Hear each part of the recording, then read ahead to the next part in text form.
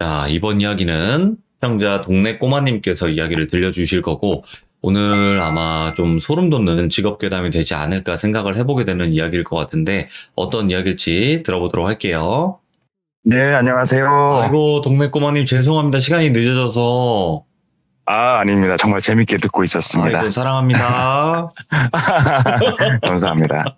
자, 일단은 오늘 동네 꼬마님, 오늘 이야기가 예. 지금 현재 예. 하고 계신 직업과 관련이 되어 있는 얘기일까요? 이야기를 두 개를 가져와 봤는데, 예. 첫 번째 얘기는 이제 어릴 적 20대 중반 때 얘기고, 나머지 예. 하나는 이제 제가 제 직업을 하면서 겪은 일이에요. 오, 알겠습니다. 그러면 일단은 첫 번째 네. 이야기부터 한번 우리 스무스하게 출발을 해보도록 할게요. 렛츠고! 길이십니다. 렛츠 기릿!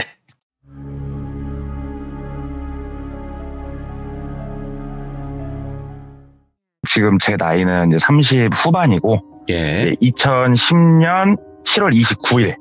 제가 이 날짜를 정확하게 알 수 있는 거는 머리가 똑똑해서 기억을 하는 건 아니고, 이 당시에 이 일을 겪고 나서 제가 관련된 직종에 있는 사람들이 같이 커뮤니티를 하는 카페가 있어요. 오호. 거기다가 제가 공유하는 글을 남겨놓은 게 있어서 제 글을 다시 보면은 그때 기억을 정확하게 날짜까지 알 수 있기 때문에 예. 이제 그거를 알게 되는 건데, 일단은 그 날에 제가 모 햄버거 가게에서 그때는 아르바이트를 하고 있었어요. 배달을 저는 이제 맡고 있었는데 네. 밤에 주로 일을 했어요. 왜 그러냐면은 밤에는 시급 1.5배거든요. 야근 수당. 예, 여기가 지방 도시인데 그 해당 햄버거 가게의 배달 시스템이 막 도입이 됐을 때예요. 진짜 얼마 안 됐을 때. 그러니까는 완전 개꿀인 거죠. 배달이 예. 안 들어와요. 그 당시 시급이 4,000원이 조금 넘었던가 그랬을 건데 1.5배니까 얼마나 따뜻합니까. 그래갖고 제가 9시쯤 출근을 해서 새벽 4시에 퇴근을 하는 그런 파트였는데, 새벽 4시쯤 딱 퇴근하려고 하니까 주문이 하나가 들어왔어요. 예. 인근 대학교 옆에 피트니스에서. 그 피트니스 센터가 들어가 있는 건물은 지어진 지가 정말 얼마 안 된. 근데 제가 거기 좀 다녔었거든요. 그래서 구조랑 그런 걸 잘 알아요. 배달 들어와서 가게에서 햄버거랑 이것저것 챙겨줘가지고 가방에 싣고 출발을 했어요. 예. 출발을 해서 도착을 했는데, 그 아울렛 같은 데 가보시면 이제 건물이 디귿자 모양 내지는 미음자 모양으로 돼 있어서 가운데가 뚫려 있는 건물들이 있어요. 예. 가운데는 사람들 뭐 공원 형식처럼 이용할 수 있게. 그러니까 그런 식의 건물은 피트니스를 들어가려면 내가 오토바이를 받치고 걸어서 한참 가서 3층에 있었거든요, 피트니스가. 엘리베이터를 타고 올라가든지 아니면은 지하 2층 주차장으로 내려가면 피트니스 한가운데로 올라가는 엘리베이터가 있어요. 그걸 타고 가든지. 그러면 저는 굉장히 귀찮은 걸 싫어하는 사람이에요. 오호. 그러니까는 지하 2층으로 그냥 내려갔어요. 왜냐면 구조를 아니까. 새벽 4시에 지하 2층 굉장히 조용하죠. 딱 이제 오토바이 받치고 이제 피트니스 누르고 올라가서 햄버거 드리고 맛있게 드세요 하고 결제를 마치고 다시 엘리베이터를 타고 내려오는데, 아까 말씀드렸다시피 주차장은 지하 2층이에요. 그래서 지하 2층을 누르고 내려가는데, 아마 배달 아르바이트나 이런 걸 해보신 분들은 공감을 하실 거예요. 희한하게 배달 가방을 들고 엘리베이터 문에 머리를 거의 그냥 닿을똥 말똥 가까이 딱 대고 기다리게 돼요. 사람 이상하게. 예. 문 열리면 바로 그냥 나가려고. 예. 그래서 저도 늘 하듯이 그냥 바로 앞에다 머리를 대고 기다리고 있었어요. 문이 열리고 바로 딱 내렸는데 한 발자국 딱 딛고 제가 멈춰 설 수밖에 없는 거예요. 왜 그러냐면 지하 주차장은 형광등이 가득 켜져 있어요. 근데 불이 하나도 안 켜져 있어요. 아예 완전히 암흑 공간인 거예요. 이게 뭐지? 내가 지금 뭔가를 잘못 눌렀나? 하고 다시 엘리베이터 안에 딱 타가지고 충수를 봤더니 지하 1층인 거예요. 예. 그 당시에 그 건물에 어떤 일이 있었냐면, 건물이 신축을 하고 이제 꽤나 유명한 모 영화관이 지하 1층에 입점을 했었어요. 근데 이제 장사가 안 돼가지고 접은 상태였거든요. 그 지하 1층이 비어 있어요. 제가 왜 그걸 잘 아냐면은 그 옆에 있는 대학교를 제가 다니고 있었기 때문에 제가 그걸 잘 아는데, 이게 지하 1층에 쓸 수 있는 거잖아요. 제가 버튼을 같이 누르면. 그래갖고 내가 뭔가를 실수를 했구나. 그래서 다시 타가지고 닫힌 버튼을 딱 눌렀어요. 그랬더니 이게 이제 많은 분들이 뭐 주작이라고 생각하실 수도 있겠고 하겠지만 진짜 10년이 넘은 지금도 저는 이 얘기를 하면서 소름이 돋아요. 예. 정원 초과 버튼이 뜨면서 경고가 울렸어요. 삐 하고. 오, 10,000원? 네, 정원 초과. 예. 야, 이게 사람이 일단은 아드레날린이 뿜어져 나와요, 몸에서. 예. 그러면서 어지럽더라고요. 이걸 어떻게 하지? 머리가 멍해지는데 이제 엘리베이터 문이 열려 있잖아요. 예. 저 멀리 불빛은 하나 보여요. 비상구. 너무 무서운 거예요, 진짜.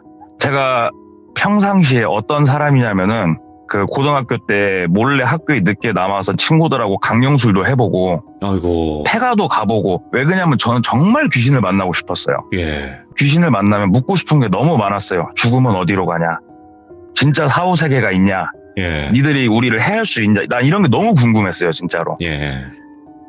근데 막상 귀신은 보지 않았지만 그 상황을 딱 닥치니까 머리가 곤두서고 막 심장은 뛰고 다리는 후들후들거리고 근데 이 시간이 길진 않았는데 사람이 머릿속으로 어마어마하게 생각이 빨리 돌아가더라고요. 예. 그러면서 그 상황에서 제가 이제 갈팡질팡하고 있는 거 엘리베이터 내려서 저 비상구로 뛰어가야 되는 것인가 저 비상구로 뛰어가서 지하 2층으로 내가 오토바이 타고 들어가야 되는 것인가 아니면 여기서 불이 켜져 있는 그나마 이 엘리베이터에 남아 있어야 되는가 이거를 고민을 하고 있었는데 예. 그 당시에 제 핸드폰이 돌비님은 혹시 햅틱폰 아시죠? 알죠. 스마트폰 전에 햅틱이라고 터치긴 터치인데 꾹 눌러야 되는 터치 아시죠? 예. 걔는 후레쉬 기능이 없어요. 오. 그러니까 만에 하나 내가 나가서 엘리베이터 문이 닫혔는데 일단은 후레쉬가 없는 거잖아요. 요즘 스마트폰 후레쉬 다 되지만 네네. 이런 생각이 다 들면서 머릿속에서 꼬이기 시작하는 거예요. 막 다리는 후들거리고. 근데 아마 제 추측으로는 5초? 6초? 굉장히 짧은 시간이었어요. 그 시간이. 예. 정원 초과 버튼이 딱 꺼지고 엘리베이터 문 닫히고 지하 1층으로 내려가지더라고요. 그래서 와 진짜로 다시 오토바이를 끌고 매장으로 복귀를 해가지고 사람들한테 이 얘기를 했어요. 일하고 있는 사람들한테. 그랬더니 안 믿죠. 누가 이 말을 믿어요. 근데 이 사람들이 뭘 보고 제 말을 믿었냐면 매장에 도착해 있는 그 순간까지도 온몸에 닭살이 돋아있어요. 제가 팔이건 뭐건. 그러니까 제가 닭살 돋아있는 거 보고 믿긴 믿더라고요. 근데 뭐 이제 그런갑다 하고 새벽 4시에 퇴근해가지고 집에 와서 같이 일하는 그 햄버거 그 카페 거기다가 이제 이 글을 올리고 잤죠. 그리고 이제 며칠 더 일을 하고 너무 궁금한 거예요. 내가 그때 진짜 지하 1층을 눌렀나? 그 생각이 뇌리에서 안 떠나요. 그게 사람이. 그래서 이제 그 피트니스가 있는 건물을 갔어요. 제가 근무가 아닌 시간에 낮에. 그랬더니 관리동이 있더라고요. 이게 쬐까맣게. 그래서 관리동에 가가지고 저기 혹시 죄송한데 제가 며칠 전에 이런저런 일이 있었습니다. 제 한번 CCTV를 좀 보고 싶다 말씀을 드렸어요. 그랬더니 얘기를 듣더니 그냥 안 보여줄 이유는 없으니까 그냥 같이 보여주시더라고요. 그때. 네. 그래갖고 CCTV를 같이 봤는데 CCTV가 뒤에서 앞을 찍는 방식이에요. 그러니까 문 쪽을 찍는 거죠. 제가 엘리베이터 타고 내려가더라고요. 근데 층수를 누르면 이제 불이 들어오는데 지하 1층은 제가 안 누른 게 확실해요. 그리고 제가 그분하고 얘기를 나누면서 알게 된 건데 지하 1층은 애초에 누르고 싶어도 못 눌러요. 왜 그러냐면 예. 엘리베이터에 타보시면 이런 엘리베이터가 있어요. 열쇠 구멍이 있는 엘리베이터들. 이게 뭐냐면은 락을 거는 거더라고요. 예. 어떤 해당 층수를 안 눌러지게 이걸 열쇠를 넣어서 락을 풀으면 그 층수가 눌러져요. 근데 지하 1층은 애초에 그 영화관이 입점을 했다 폐점을 한 상태에서 아예 비어 있어서 사람이 들어가면은 뭐 도난이나 분실 위험이 있기 때문에 락을 걸어놓은 상태인데 어찌됐건 지하 1층에서 문이 열린 건 맞아요. 왜냐면 층수가 카메라에 나오지 않습니까? 그렇죠. 근데 문이 열리고 정원초가 뜬 것까지 다 찍혀 있더라고요. 그러니까 이거를 보시는 분도 야 이거 뭐 기계에 오르겠지만 정말 무서웠겠다 이렇게 얘기를 하는데 예. 저는 그 순간 진짜 더 무서운 게 뭐였냐면 제가 아까 말씀드렸다시피 시간이 되게 짧았다고 말씀드렸잖아요. 5초, 6초. 네. 1분을 넘게 서 있는 거예요. 제가 이 영상 속에서는. 1분을 넘게 서가지고 막 부들부들 떨고 있는 건 아니고 그 몸이 앞뒤로 슬슬 흔들고 있어요. 제가 예. 나갈까 말까 하면서 몸을 살살 흔들고 있더라고요. 오, 예. 근데 제가 이제 또 궁금한 것들이 생겼어요. 무섭기도 무서운데 이거 궁금하지 않으세요? 만약에 비상구로 나갔으면 나갈 수 있었을까 없었을까? 그래갖고 제가 관리자분한테 여쭤봤죠. 만약에 제가 비상구 그 불빛을 봤는데 그쪽으로 나갈 수 있는 길은 열려 있었냐? 그랬더니 저한테 그러시는 거예요. 거기는 불이 안 들어와요. 전원 내려가 있어요. 오, 비상구 그거는 전기 라인이 좀 다르다고 생각했거든요. 예. 지하 1층 쪽 라인은 전기를 아예 다 끊어놨다고 그러더라고요. 아예 다 끊어서 아마 자기가 아는 상식으로는 비상구 그 불도 아마 안 들어올 거라고 지하 1층은. 그리고 어차피 폐쇄를 해놨기 때문에 그쪽으로 가셨어도 문 열거나 할 수 있는 건 아무것도 없었다고 그러시더라고요. 소름이 너무 돋는 거예요. 그러면 내가 만약에 뭐에 이끌리듯 내려서 그 햅틱폰 그 액정 불빛 하나 믿고 비상구까지 뛰어가가지고 문을 열었을 땐 문이 안 열릴 것이고 다시 엘리베이터로 돌아가자니 엘리베이터 문은 닫혀가지고 암흑천지가 돼 있었을 건데 아무리 도와달라고 소리 질러도 소리가 들릴 것도 없을 것이고 나는 1분 동안 도대체 몸을 흔들면서 뭐 하고 있었나. 이거 정말 웃기더라고요. 제가 제 영상을 제 눈으로 보면서도 까딱까딱 몸을 앞뒤로 흔들면서 딱 그 느낌이더라고요. 나갈까 말까 나갈까 말까. 근데 안 나간 거는 뭐 조상이 도왔든 신의 한 수다, 이거. 신이 도왔든 짤막하지만 참 제 인생에 있어서 몇 안 되는 정말 강력한 일이었거든요. 저한테는. 예. 그 일을 겪고 나서 배달을 그 해당 휘트니스를 사실은 몇 번 더 갔어요. 예. 몇 번 더 갔는데 그때 휘트니스도 그때 뭔 시간인지 모르겠지만 항상 그 비슷한 시간에 오더가 들어와요. 그러면은 오토바이를 타고 가는 길에 고민을 어마어마하게 하면서 갔어요. 그 다음 배달을 갈 때. 네. 이거를 바깥에다 오토바이를 대고 계단으로 올라가서 배달을 할까? 아니면은 지하 2층에서 똑같이 한번 가볼까? 사나이 아닙니까? 사나이죠. 또 지하 2층으로 내려갔죠. 똑같이 엘리베이터 탔죠. 똑같이 내려왔죠. 아무 일도 없었죠. 예. 심장이. 오, 그쵸. 이게 똑같은 상황이 예. 또 벌어진다고 생각해봐요. 얼마나 무서워요. 근데 이게 그럴 것 같아요. 단순히 이제 얘기로 들어서는 저도 비슷한 얘기를 들었을 땐 몰랐는데 막상 그때 제가 이 일을 겪어보니까 아무리 무서운 걸 쫓아다닐 정도로 좋아하는 저였어도 다시는 그런 경험은 하고 싶지 않을 정도로 온몸에 있는 털이 쓰더라고요. 야, 이거 소름 끼친다. 그러면 네. 이거는 배달할 때 이제 직업괴담이라고 볼 수 있겠지만 지금 현재 네. 직업을 하시면서도 이게 그냥 네. 어떻게 보면 자동차를 판매하시는 이제 딜러분이신 거잖아요. 네, 맞습니다. 근데 자동차를 판매하면서 정말 무서운 일들도 많이 네. 겪을 수가 있나요? 네, 있죠. 왜 오. 그러냐면 저도 지금 제보드린 한 가지 얘기가 있고 그쵸. 제 선배들 같은 경우도 돌비님한테는 잠깐 말씀드렸지만 방송에는 그쵸. 차마 말하지 못할 정도로 잔인한 일도 있었고 네네. 그 다음에 간략하게 저희 직업을 말씀을 드리면 저는 신차를 파는 딜러예요. 예. 그리고 국산차 쪽이고요. 네네네. 이런 거 많이 보셨을 거예요. 현수막이나 전봇대에 족자가 걸려 있고 맞아요. 뭐 할부 뭐 매달 얼마 연락처 딱 써 있고 뭐 김 팀장, 오 팀장 막 써 있지 않습니까? 그렇죠. 그러면 저희는 만천하의 전화번호를 뿌리고 다니는 사람들이에요. 그리고 전화가 걸려온다는 거는 통화를 함과 동시에 갑과 을의 관계로 우린 통화를 하게 돼요. 네. 차를 살려는 사람은 갑이고 저희는 을이잖아요. 시승을 해보고 싶다. 뭘 해보고 싶다. 그러면 저희는 이 사람의 비율을 최대한 맞출 수밖에 없는 직업이지 않습니까? 이 직업 자체가. 서비스도 있죠. 예. 그렇죠. 그러니까 뭐 영업도 간략하면서도 좀 임팩트 있는 사건은 입사를 하게 되면은 교육을 받고 동기들이 생기잖아요. 전국에. 네네. 경기도권에 있는 동기한테 있었던 일인데 뭐 짤막하게 고객이 전화가 와서 시승을 하고 싶다. 예. 네, 알겠습니다. 위치가 어디십니까? A 지점이다. 몇 시에 갈까요? 몇 시에 와라. 네, 알겠습니다. 근데 미안한데 하나만 도와줘라. 오는 길에 B 지점을 들려서 물건 하나만 들고 와주면 안 되겠냐? 뭐 이런 일은 좀 많아요. 심부름 시킬 겸 뭐 할 겸 해서. 예. 심지어 술 먹고 집에 가는 길에 대리 타기 싫어갖고 시승 부르는 경우도 있어요. 아, 그건 좀 너무 영업상 심했다. 운전시키고 있습니다. 아, 예. 실제로 있습니다. 제가 겪은 겁니다, 그건. 아. 이 친구가 물건을 집어서 말한 곳에 놓고 전화를 했는데 전화가 두절인데 경찰에서 전화를 받게 됐죠, 며칠 있다가. 네네. 날른 물건이 굉장히 나쁜 약이었으니까요. 아, 이 사람들은 우리 영업사원들이 시키면 할 수 없다는 걸 이용을 해서 예. 자기들은 완전히 불법으로 개통된 핸드폰을 가지고 얼굴 하나 뭐 하나 보여줄 거 없이 이 사람을 움직인 거지 않습니까?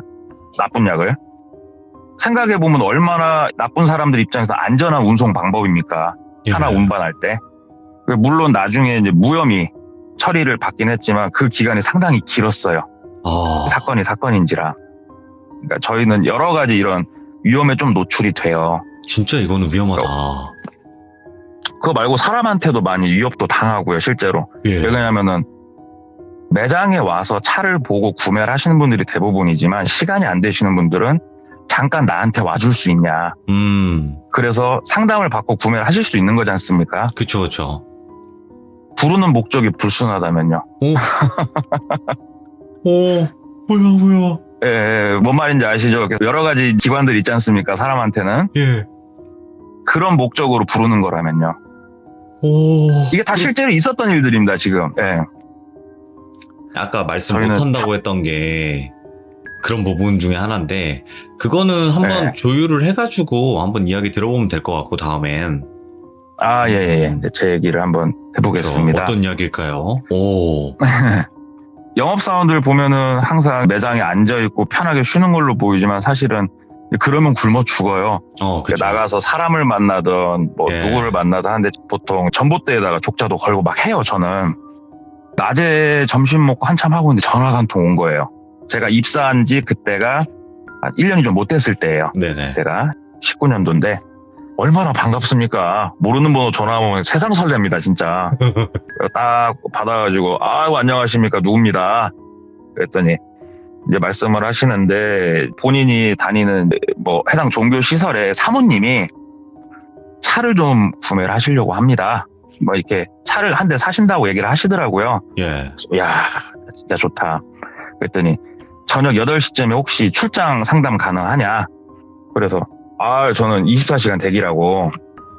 그랬더니 그러면은 내가 좀 이따가 저녁쯤 해가지고 다시 전화를 하고 그때 미팅할 장소를 알려주시겠다고 하더라고요. 예. 근데 목소리도 차분했고 괜찮아서 네 알겠습니다 하고 문자로 제 거 명함이랑 또 남겨드리고 매장에서 당직자하고 6시에 같이 밥 먹고 좀 놀고 있었어요. 좀 쉬고 있었는데 전화가 오더라고요. 미안한데 일정이 좀 생겨서 그러는데 밤 10시에도 혹시 상담이 가능하냐고 그러시더라고요. 예. 그래서 뭐 저는 새벽 4시도 가능합니다. 실제로 해요, 저는. 그래요? 3교대 분들도 있고 2교대 분도 있으니까 그래서 간다고 그랬더니 주소를 문자로 하나 찍어주시더라고요. 예.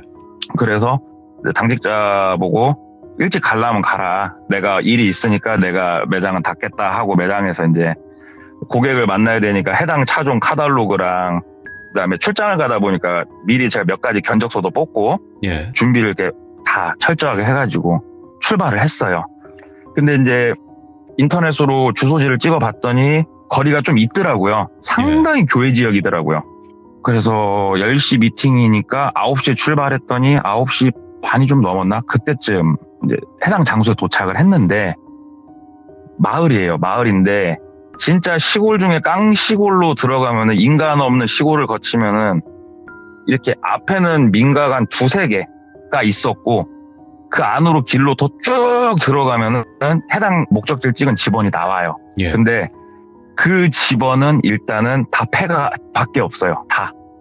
불이 꺼져 있어서 폐가가 아니고 그냥 딱 보면 폐가잖아요. 알잖아요. 집원을 내가 잘못 찍었나? 그래서 전화를 드렸어요. 네. 도착했으니까. 도착했는데 여기 혹시 뭐 주택 뭐 이런 건 없는 것 같은데 어디시냐고 그랬더니 집원이 안 나와서 일단 거기를 알려주셨대요. 그 안쪽으로 길 하나 보이시죠? 그러길래 이렇게 봤더니 산길이 하나 나 있어요. 예. 차가 다닐 수 있는 산길. 이게 뭔 길이냐면 나중에 알게 된 건데 소방도로예요. 산에도 소방도로가 나 있어요. 오. 깊은 산 중에도 그 소방도로 길이더라고요. 이 길로 쭉 들어오면은 보일 거래요. 그래서 저도 무서운 것도 없고, 그러니까 네 하고 이제 차 다시 끌고 쭉 들어갔는데 외길이에요. 차를 돌릴 공간이 없어요. 계속 들어가는데 15분을 넘게 들어간 것 같아요. 속도를 못 내니까. 한참 들어갔더니 기도원이 하나 보여요. 예. 기도원이 하나 보이는데 제가 나중에 이상한 점 또 다시 말씀드릴게요. 예. 오래된 철 입간판에 뭐뭐 이렇게 기도원 써 있고 낡았지만 십자가도 있고. 예, 있어요. 예. 하우스예요. 일단은 그 기도원 자체가 비닐하우스에 위에 검은 두꺼운 천이 씌워져 있는 그런 하우스고, 입구는 양철문 비슷한 걸로 돼 있었어요. 그래서 앞에다가 차를 대고 전화를 드렸죠. 목적지에 도착을 했습니다. 그랬더니 자기가 거기 사모님한테 전화를 할 테니까 좀만 기다리래요. 그래서 네 하고 기다렸는데 이제 뭐 엔진 소리를 듣고 나오셨는지 모르겠지만 바로 나오시더라고요. 그래서 안녕하십니까, 뭐뭐뭐의 누구입니다. 그러니까 인사를 이제 정중하게 하고, 돌비님 같으면 어떠실 것 같아요? 내가 살려는 차가 왔어요, 지금. 예. 어떻게 이 똑같은 차가, 그럼 어떻게 하실 것 같아요? 인사를 받고 나서? 안녕하세요. 차 좀 봐도 될까요? 이럴 것 같은데요? 그쵸. 그게 네. 정상이거든요. 그래서 저도 차를 한번 보시죠. 어두워 잘 안 보이긴 하지만 그래도 실내랑 보여드리려고 했는데, 예. 그냥 들어오래요. 그래서 뭐지? 일단은 들어오라니까 들어갔어요. 그래서 네. 이제 신발을 벗고 기도원 안쪽으로 이렇게 들어갔는데, 이게 좀 쬐까맣게 십자가 하나 있더라고요. 그렇게 작진 않고 좀 크게 십자가 있고, 방석이 1m 간격을 두고 이렇게 바둑판 모양으로 쭉 깔려 있어요, 방석이.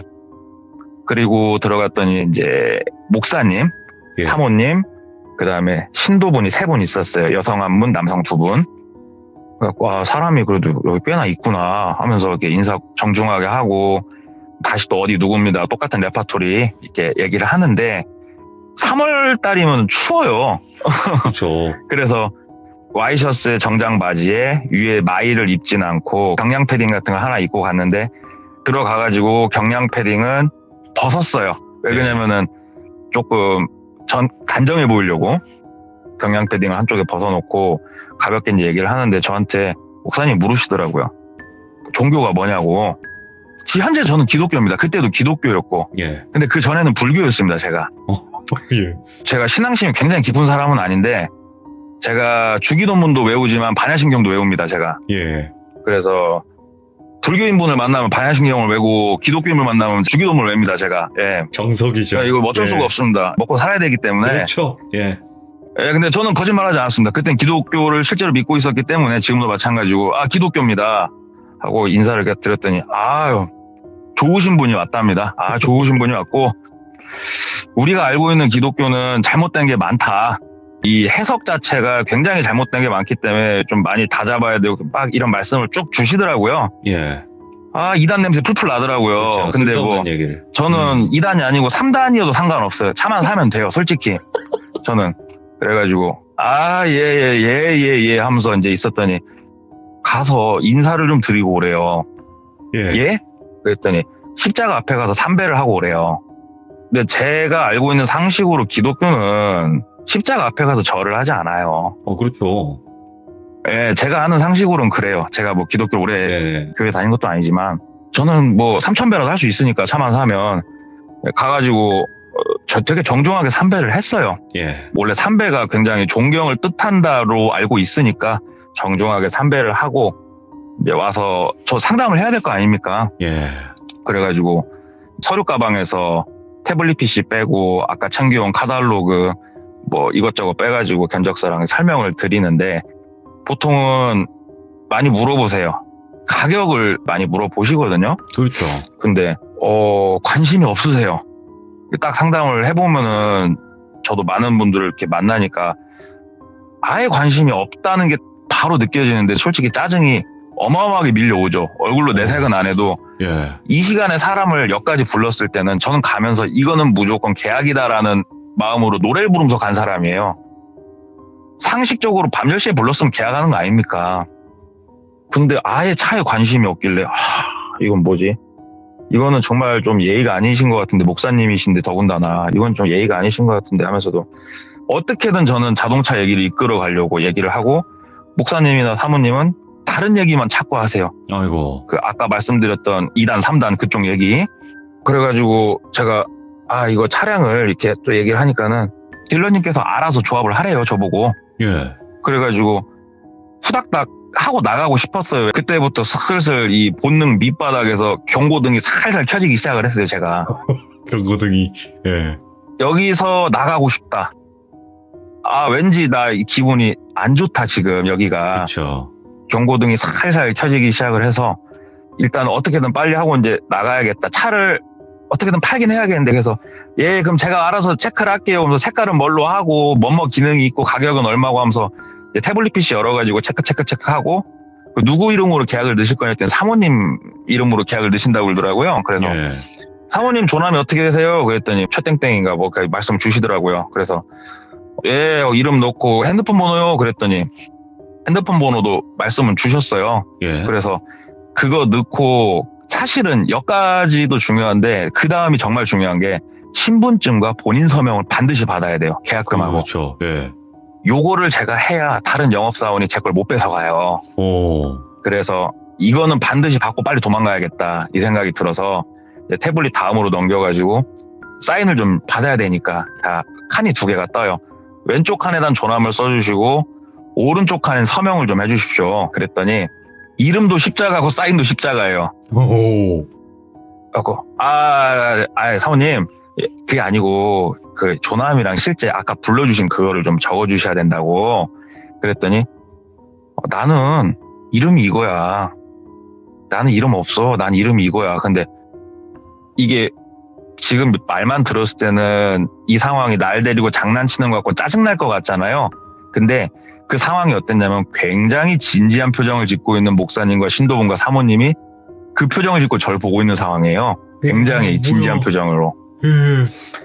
장난 같진 않더라고요. 진짜 그 상황이. 근데 이제 경고등이 종을 치기 시작했어요. 머릿속에서 땡땡땡땡 하고 야 빠꾸 나가.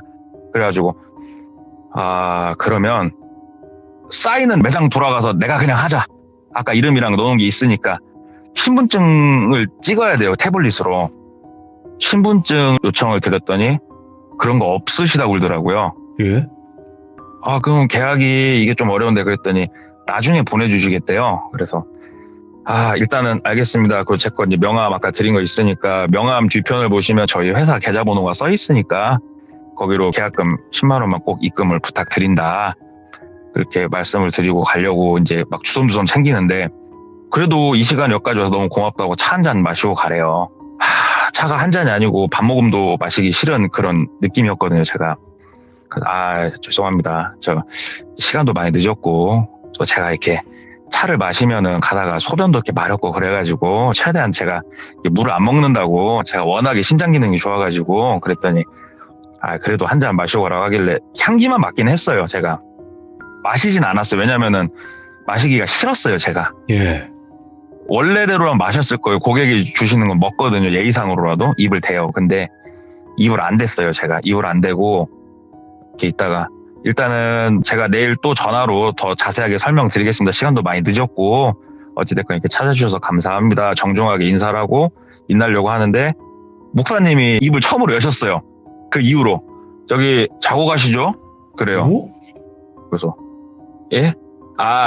저 집에 아기도 있고 저 와이프도 있고 저 집에 가가지고 저도 제 일을 마무리 짓고 하루를 마무리 지어야 되니까 목사님 정말 감사한데 저 집에 가서 좀 잘게요 하고 가방 딱 챙겨서 있나는데 목사님이 갑자기 사람이 눈이 시뻘개진다고 표현하면 딱 맞을 것 같아요. 그냥 대노를 하시면서 자고 가라고 하면서 소리를 그냥 지르시는 거예요, 저한테. 근데 아까부터 제가 말씀드렸지만 제 머릿속에서는 이미 종이 치고 있었다고 말씀을 드렸잖아요. 사실은 준비를 조금은 하고 있었어요. 이게 뭔가 느낌이 못 나갈 것 같다는 느낌을 많이 받고 있었어요, 제가 거기서. 요즘 저희 차도 이제 다 스마트 키잖아요. 예. 스마트 키여서 차에 다가서서 문 손잡이에 있는 버튼을 누르면 열리는데 일부러 키를 손에 쥐고 있었어요, 제가. 혹시라도 내가 여기서 튀면 열린 버튼을 누르고 튀려고. 왜냐하면 그래야 차에 갔을 때 바로 문이 열려 있을 거 아닙니까? 열린 버튼을 누른과 동시에 태블릿이고 뭐고 손에서 다 놓고 제 거 옷이고 뭐고 다 놓고 튀어나갔어요. 그냥. 예. 제 본능이 그렇게 시켰어요. 이 상황에서 이렇게 해라. 딱 튀어나가는데 문이 아까 제가 열고 들어왔다고 했잖아요. 기도원 문을. 신발도 안 신었어요. 예. 문을 딱 여는데 문이 안 열려요. 얇은 양철로 되어 있는 문인데 제 몸무게가 좀 나가요. 제가 0.1톤까지는 아니고 그 밑인데 어릴 적에 그래도 운동부도 했었고 나름 힘이 있다고 자신을 하니까 온 힘을 다해서 제 어깨가 부서지는 문이 부서지는 둘 중에 하나 부서지겠지 하고 다시 받았어요. 그랬더니 와. 문이 일단은 부서지면서 열렸는데 그때 제 와이셔츠 뒷목이 잡혔어요. 아까 근데 제가 탁 뛰쳐나갔다고 말씀드렸잖아요. 예. 그때 남성 신도분 두 분이 같이 있났거든요. 동시에. 제가 튀면서 그걸 봤거든요. 오, 소름 돋아. 와.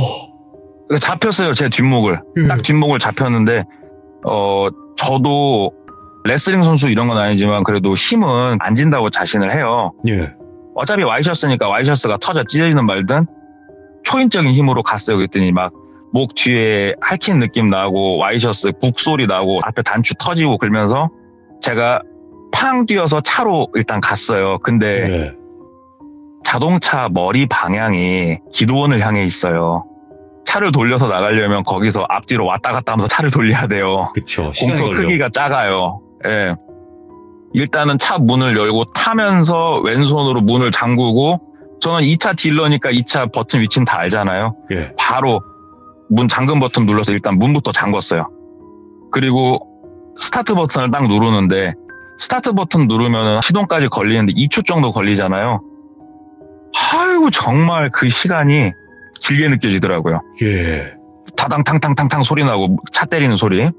상식적으로 불순한 의도가 없지 않은 이상 제 차를 그렇게 두들기고 쫓아 나와서 옷이 찢을 정도로 목덜미를 잡진 않을 거 아닙니까, 돌비님? 절대 그럴 수 그래서 없죠. 바로 후진기어 놓고 전진기어 놓고 사람이 밟히든가 밑에 깔리든가 저 신경 안 쓰고 차를 돌렸어요.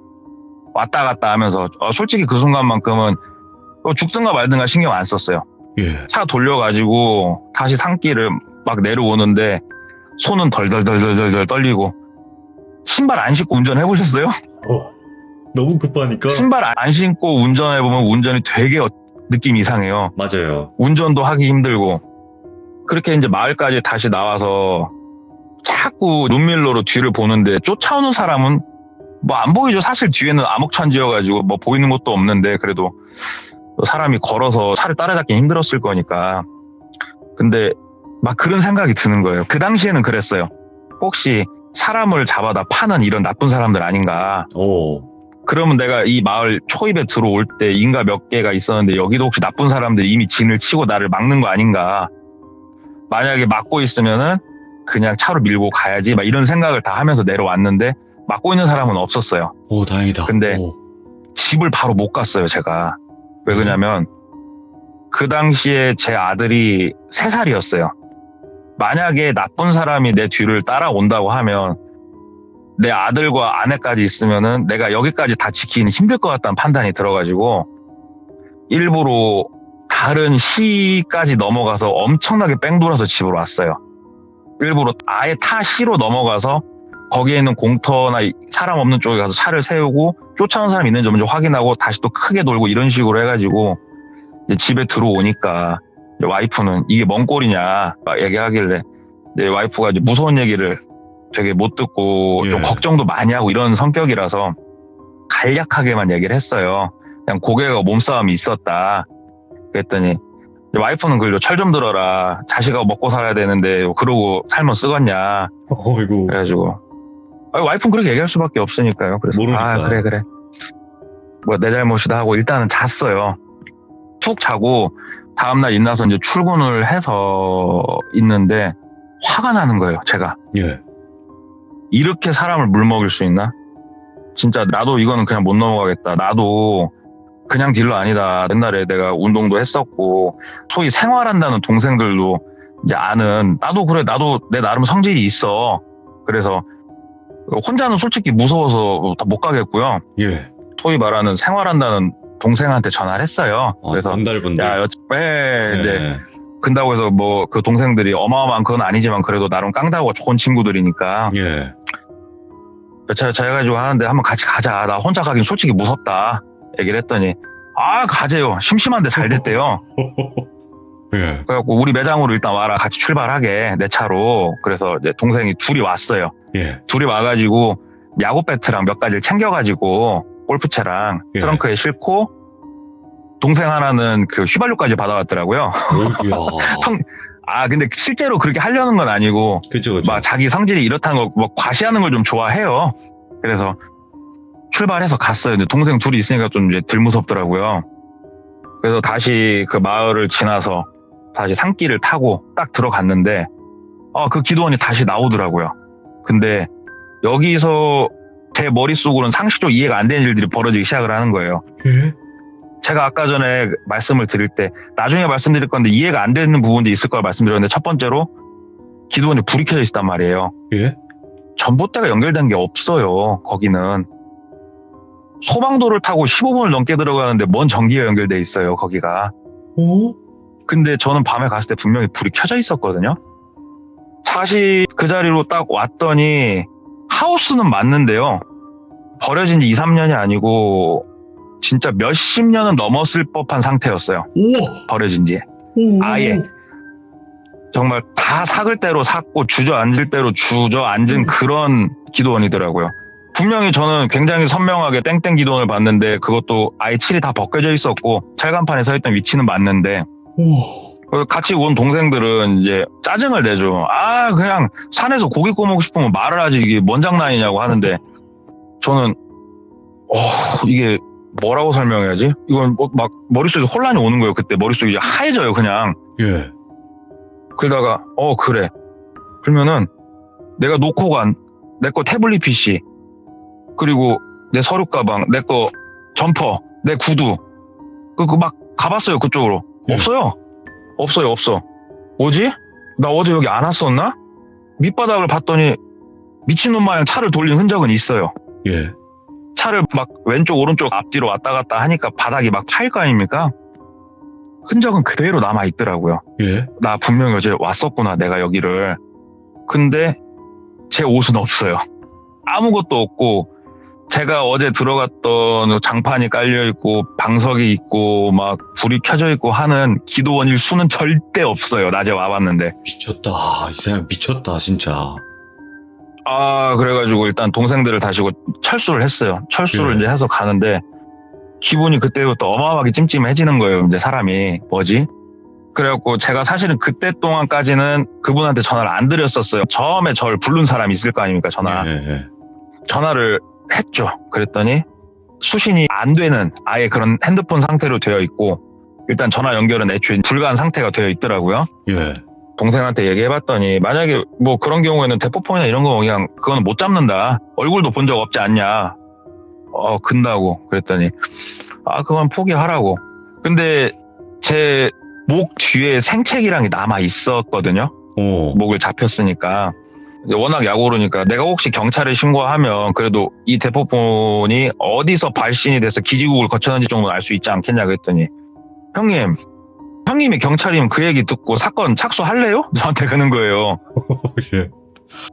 혼자 형님이 공터 가가지고 형님이 귀신에 홀려가지고 귀신하고 싸우다가 생채기 났다고 이거 조사해달라면 형님은 해줄 거냐고 들어보니까 그러더라고요. 예. 그래서 이제 매장에 복귀하고 있는데 저희 매장에 교회를 다니시긴 하는데 별명이 박수무당이에요. 예. 이분이 막 귀신을 보고 뭐 이런 분은 아니고 촉이 정말 좋아요. 영업사원이 몰래 낮에 뭐 스크린 골프를 치러 가건 당구를 치러 가면 기가 막히게 전화를 하는 촉을 갖고 있어요. 예. 그 정도로 촉이 좋은데 점집을 그렇게 좋아해요. 교회를 다니는 양반이. 근데 저도 같이 몇 번 갔는데 진짜 점쟁이가 그 얘기해요. 너는 점쟁이가 됐어야 될 팔자다고. 너 촉 좋은 거 네 스스로도 알고 있지 않냐. 그렇게 말할 정도로 좋은데 그분이 토속신앙 이런 거에 관심이 많으니까 들어가고 이런저런 얘기를 했어요. 같이. 왜냐면 예. 저도 찜찜한 게 귀신도 붙었을 수도 있겠다는 생각이 들고 집에 아기도 있고 하니까 엄청 찜찜하더라고요. 어저께까지만 해도 사람의 농간인 줄 알았는데 오늘 갔다 오니까 귀신의 농간으로 바뀌어 있는 거예요. 지금 이제 상황이. 그렇죠. 그래서 뭐 얘기를 했더니 그 팀장님이 자기 아는 무당들한테 물어보고 좀 이렇게 알아봐 주시더라고요. 뭐 비방을 쓰든 뭘 하든 일단 제가 워낙 좀 찜찜해 하니까 그랬더니 솔직히 정확하게 알 수는 없다. 다만 몇몇 무당이 이런 얘기는 했다. 그 터에 어떠한 사연이 있는지 모르겠다만 재물이 하나는 필요했을 수도 있겠지 않겠냐. 누구를 달래든 뭐라든 그 목적은 우리가 알 수 없다만 그쵸. 그래서 네가 간 것 같다. 네가 거기 가가지고 차를 마시고 홀려있는 상태에서 거기서 자고 왔으면은 아마 넌 여기 없을 거라고 그러는데 그래도 네가 어떻게 용케 잘 나온 것 같다. 이렇게 말을 하시더라고요. 그 일을 이제 겪고 나니까 사람이 무서운 거예요. 사람도 무섭고 귀신도 무서운 거예요, 이제. 이거는 둘 다 무서운 거네. 그래서 그 일 있은 이후로 제가 네이버에다 검색하면 나오는데 회 뜨는 긴 칼 있지 않습니까? 그렇죠. 예, 그거를 칼집을 딱 채워가지고 서류 가방에 딱 넣으면 딱 세워진 길이 맞은 걸 사가지고 제가 회칼을 갖고 다녔어요, 한때는. 예, 출장 상담 같은 거 갈 때 혹시라도 진짜 만에 하나 내 힘으로 극복할 수 없는 상황이 오면 무기라도 써야 될 거 아닙니까? 위험하니까. 이런 일이 영업을 20년 하신 분들도 한 번도 없을 수도 있지만 전 어쨌건 한번 겪으니까 좀 보호를 해야겠다는 생각도 들고 해가지고 한때는 좀 갖고 다녔어요. 예. 네, 그렇게 해가지고 일단은 이제 그 얘기는 여기서 마무리가 돼요. 그 이후에 제가 뭐 귀신을 보고 막 힘들고 이런 건 솔직히 없었어요. 네네. 그 꿈자리가 뒤숭숭한 건 있었어도 이제 그런 일이 있었고 그 다음에 아까도 말씀드린 같이 영업을 하시는 제 선배들 변화별 일들이 좀 있긴 있었어요. 이게 예. 저희가 을의 입장으로 만나고 하다 보니까 그래서 그랬던 또 일들이 있었습니다. 이야, 진짜로. 몇 가지 질문 좀 드려도 될까요? 예. 일단은 지금 이제 다른 선배분들, 영업하시는 선배분들이 겪었던 충격적인 이야기들이 한 몇 가지 정도 예. 있을까요? 혹시? 그냥 막연히 제가 생각나는 거 한 3가지 정도. 3가지 정도 더 있어요? 그 중에 하나가 돌빈이한테 잠깐 말씀드렸던 수위 조절하기 힘든 사건 하나. 그쵸. 저 있고. 잠깐 들었는데도 이거 진짜예요? 뭐 이런 느낌이었거든요. 동네 꼬마님한테 한번 마지막으로 말씀드리고 싶은 거는 자고 가요. 예. 자고 가시라고요. 어디서요? 여기 이제 시들무 이제 돌벤저스라고 있는데 거기 자고 가요. 저 집에 가서 자요. 딴 데서 안 자요. 못 가요. 자고 가세요. 아시겠죠? 대문 부시고 나간다니까요. 야, 진짜 레전드였어요, 오늘 이야기. 야, 근데 말씀을 워낙 감사합니다. 잘하시네요, 진짜로. 미쳤네요, 솔직히 말씀드리면. 감사합니다, 돌빈님. 다음번에 진짜 또 다른 이야기 예. 꼭 들려주시기 바래요. 예, 자고 가시고요, 그때. 아시겠죠? 모르겠습니다. 아무튼 감사합니다. 이야기 끝나면 보내드릴 거예요. 네, 아무튼 감사드립니다. 오늘 고맙습니다. 감사합니다. 네. 할 말이 없어요. 이게 진짜 들었다 놨다 하네요. 처음엔 진짜 사람인 줄 알았다가 결국에는 귀신 쪽으로 좀 많이 넘어가게 된, 야, 이 정도의 일들이 있구나. 특히나 영업을 하다 보면 진짜 별의별 사람들, 별의별 장소를 많이 가실 텐데 진짜 레전드 이야기가 아니었나 싶습니다. 시청해주신 모든 분들 감사드리고요. 영업하시는 분들 항상 고생이 많지만 항상 사람도 귀신도 조심하시기 바랍니다. 감사합니다. 이번 이야기는 시청자 김양희님께서 이야기를 들려주실 거고요. 김양희님께서 오늘 해주실 이야기는요. 바로 미술 치료 과정에서 이상했던 한 아이에 관련된 이야기가 될 것 같습니다. 어떤 이야기일지 같이 한번 들어보도록 할게요. 돌빈이? 오랜만에 또 김양희님 오셨네요. 반갑습니다. 그렇습니다. 2주 만에 돼요. 아이고, 김양희님께서 오늘 해주실 이야기가 미술 치료 과정에서 또 한 아이가 생각이 난다라고 말씀을 하셨는데 맞나요?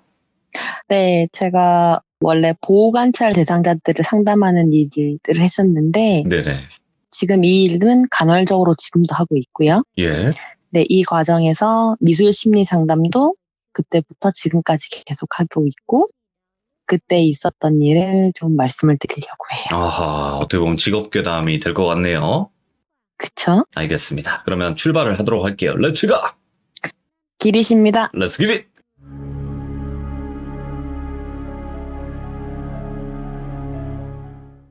보호관찰이라고 했을 때 이 대상자들이 성인만 아니라 청소년들도 있거든요. 네, 이 아이들을 일주일에 한 번 보호관찰소든 가정방문이든 하게 되는데 이 친구들이 제가 이전에 들려드렸던 교도소랑 조금 다른 게 있다면 예. 그분들은 사실은 상담이긴 하지만 면담에 좀 더 가까워요. 근데 이 친구들은 정말 상담이죠. 공감해주고 다시 비행으로 이끄는 원인이 뭐고 그걸 막을 수 있는 요인이 뭔가 파악을 하는 게 결국 상담인데 하루는 제가 새로운 친구 한 명을 배정받은 날이었어요. 그날 이 친구와 연락을 해서 다음 주에 만나자 약속을 잡았던 그날 밤에 제가 자고 있는데 자다 깼어요. 왜 깼냐면 누가 제 방문을 똑똑똑 노크를 하는 거예요. 예. 근데 화장실에 있는 것처럼 똑똑똑 노크를 하는 게 아니라 똑똑똑 가만히 있다가 뭐야?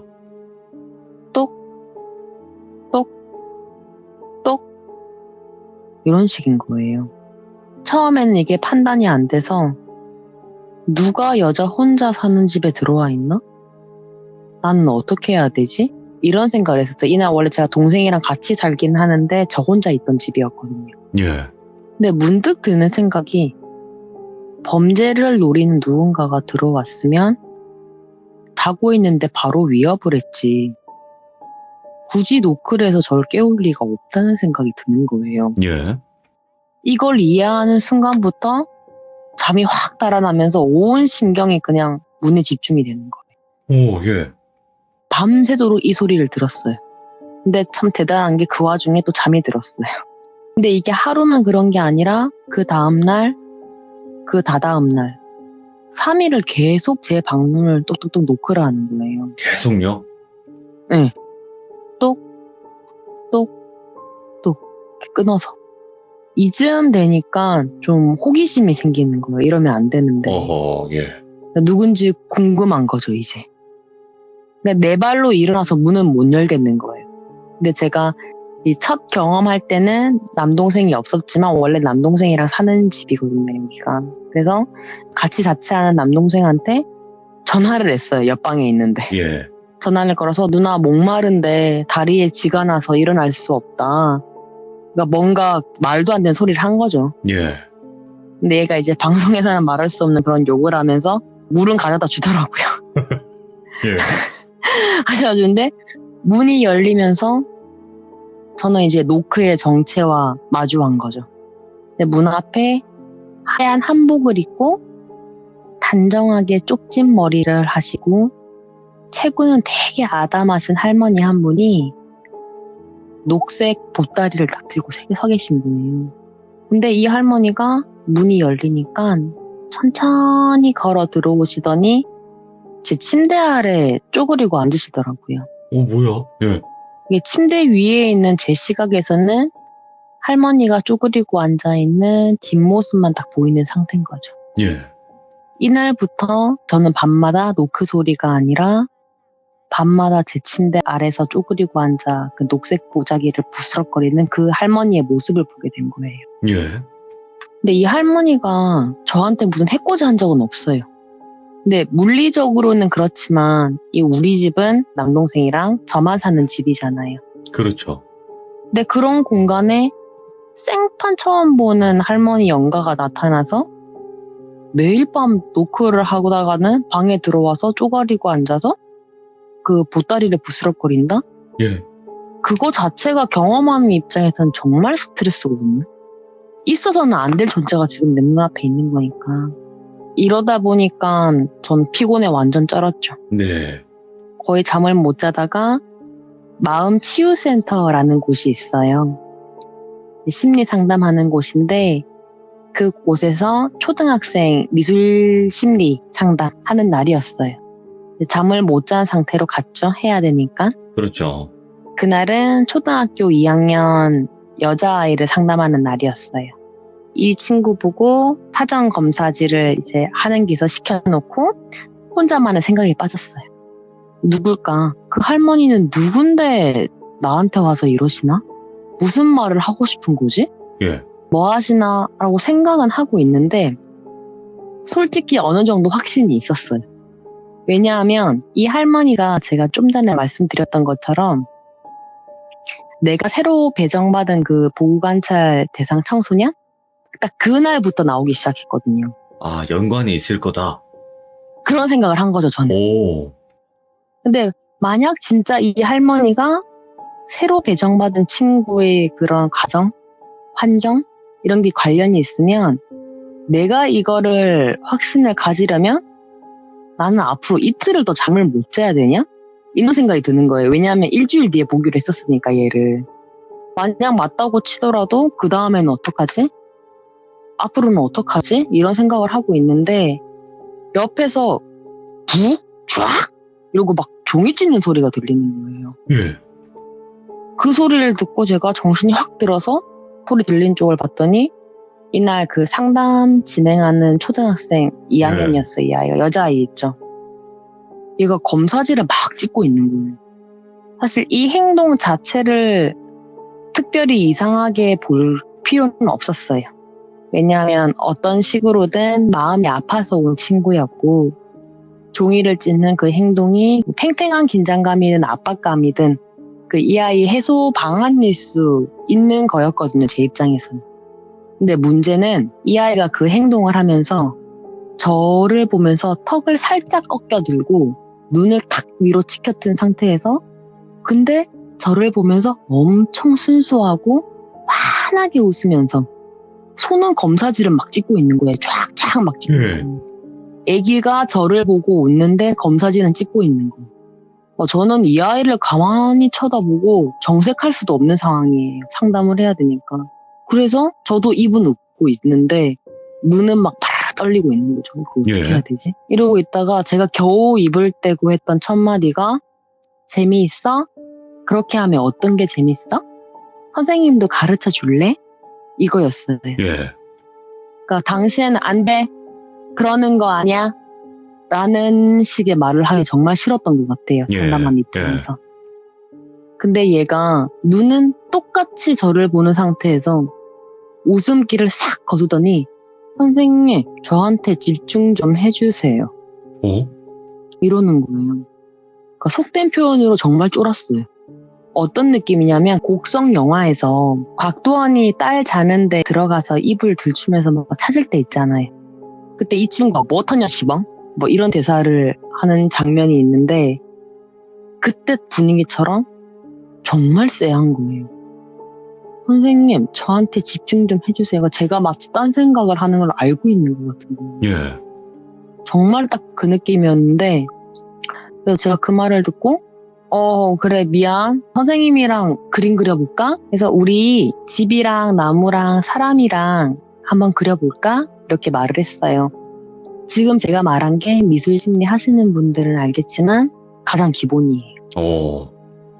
이게 HTP 테스트라고 해서 집, H 하우스, 나무, T 트리, 사람, P 펄스. 오. 이걸 그리기 위해서 심리를 파악하는 거거든요. 예. 그래서 집을 그리는데 이 친구가 창문을 정말 많이 그리는 거예요. 근데 이게 일반적으로 창문에 수가 많다는 거는 타인과 관계를 맺고 싶어하는 욕구가 많다는 소리거든요. 근데 이건 어디까지나 FM적인 거예요. 예. 정상적으로 보통 창문이 많으면 이렇고 나무 가지가 어떠면 이렇고 뭐 나무 가지 수가 좁빗하면 어떻고 뭐 이런 식인 건데 네. 사실은 여기서 끝낼 게 아니라 이 아이의 특수한 상황까지 봐야 좀 더 정확하게 분석을 할 수 있거든요. 그러니까 그런 거죠. 제가 만약에 창문을 많이 그리면 이거는 뭐 제가 하는 직업에서의 소통에 문제가 있을 수도 있는 거고 이런 식으로 바뀌는 거예요, 이게. 근데 이 친구를 특히 좀 더 분석을 해봐야겠다라고 느낀 게 이 아이가 창문을 엄청 많이 그려놓고 그 창문 위에 다시 연필로 까맣게 칠하는 거예요. 예. 그걸 보고 제가 검정건 뭐야? 라고 했더니 커튼이래요. 커튼? 예. 커튼으로 창문을 전부 다 가렸다는 거예요. 근데 이걸 고지고대로 봐버리면 해석이 안 되는 거예요. 창문의 수는 대인관계, 욕구인데 그걸 가렸다? 그럼 관계를 맺기 싫은 건가? 이런 식으로 가버리더라고요. 예. 그래서 다시 물었어요. 왜 가렸어? 했더니 눈이 너무 많아서 싫대요. 와. 무슨 눈? 하니까 자기를 바라보는 눈이 싫대요. 예. 여기까지 딱 들으니까 저는 지금 이 아이가 그린 건 단순한 심리 상태가 아니라 아무나 알지 못하는 현실에 무언가가 반영되어 있구나라는 생각이 들더라고요. 귀신일 수도 있고. 네. 솔직히 말해 딱 그 생각이었어요. 예. 귀신 보는구나. 네. 애기들은 심리 상담 하다 보면 제가 오늘은 한 가지만 얘기해 드리겠지만 애들의 그림에서는 정말 이게 많이 나타나요. 예. 그런 거 있잖아요. 순수할수록 어릴 땐 좀 트여 있다가 다친다고. 맞아. 네, 그런 것처럼 애들 그림에서는 이게 훨씬 더 잘 나타나거든요. 네네. 근데 이게 HTP 이거 말고도 뭐 KFD라는 검사가 있어요. 네네. 이건 뭐냐면 쉽게 말해서 가족 그리는 거예요. 오. 나를 포함한 가족의 모양을 그리면서 뭐 얼굴 크기, 얼마나 자세한지 뭐 이런 거 보면서 가족 관계에서 이 사람의 상태를 알고 이 사람을 어떻게 생각하는지 예. 그거를 파악하는 그런 그림이 있는데 제가 이 테스트를 이 여자아이한테 한 번만 진행한 게 아니라 정말 여러 번 진행했어요. 그럴 만한 이유가 있었는데 들으신 것처럼 사실 이 아이는 저에게 보인 행동, 그림, 태도 그 모든 게 어쩌면 특별하다고 여겨도 전혀 이상하지 않았거든요. 예.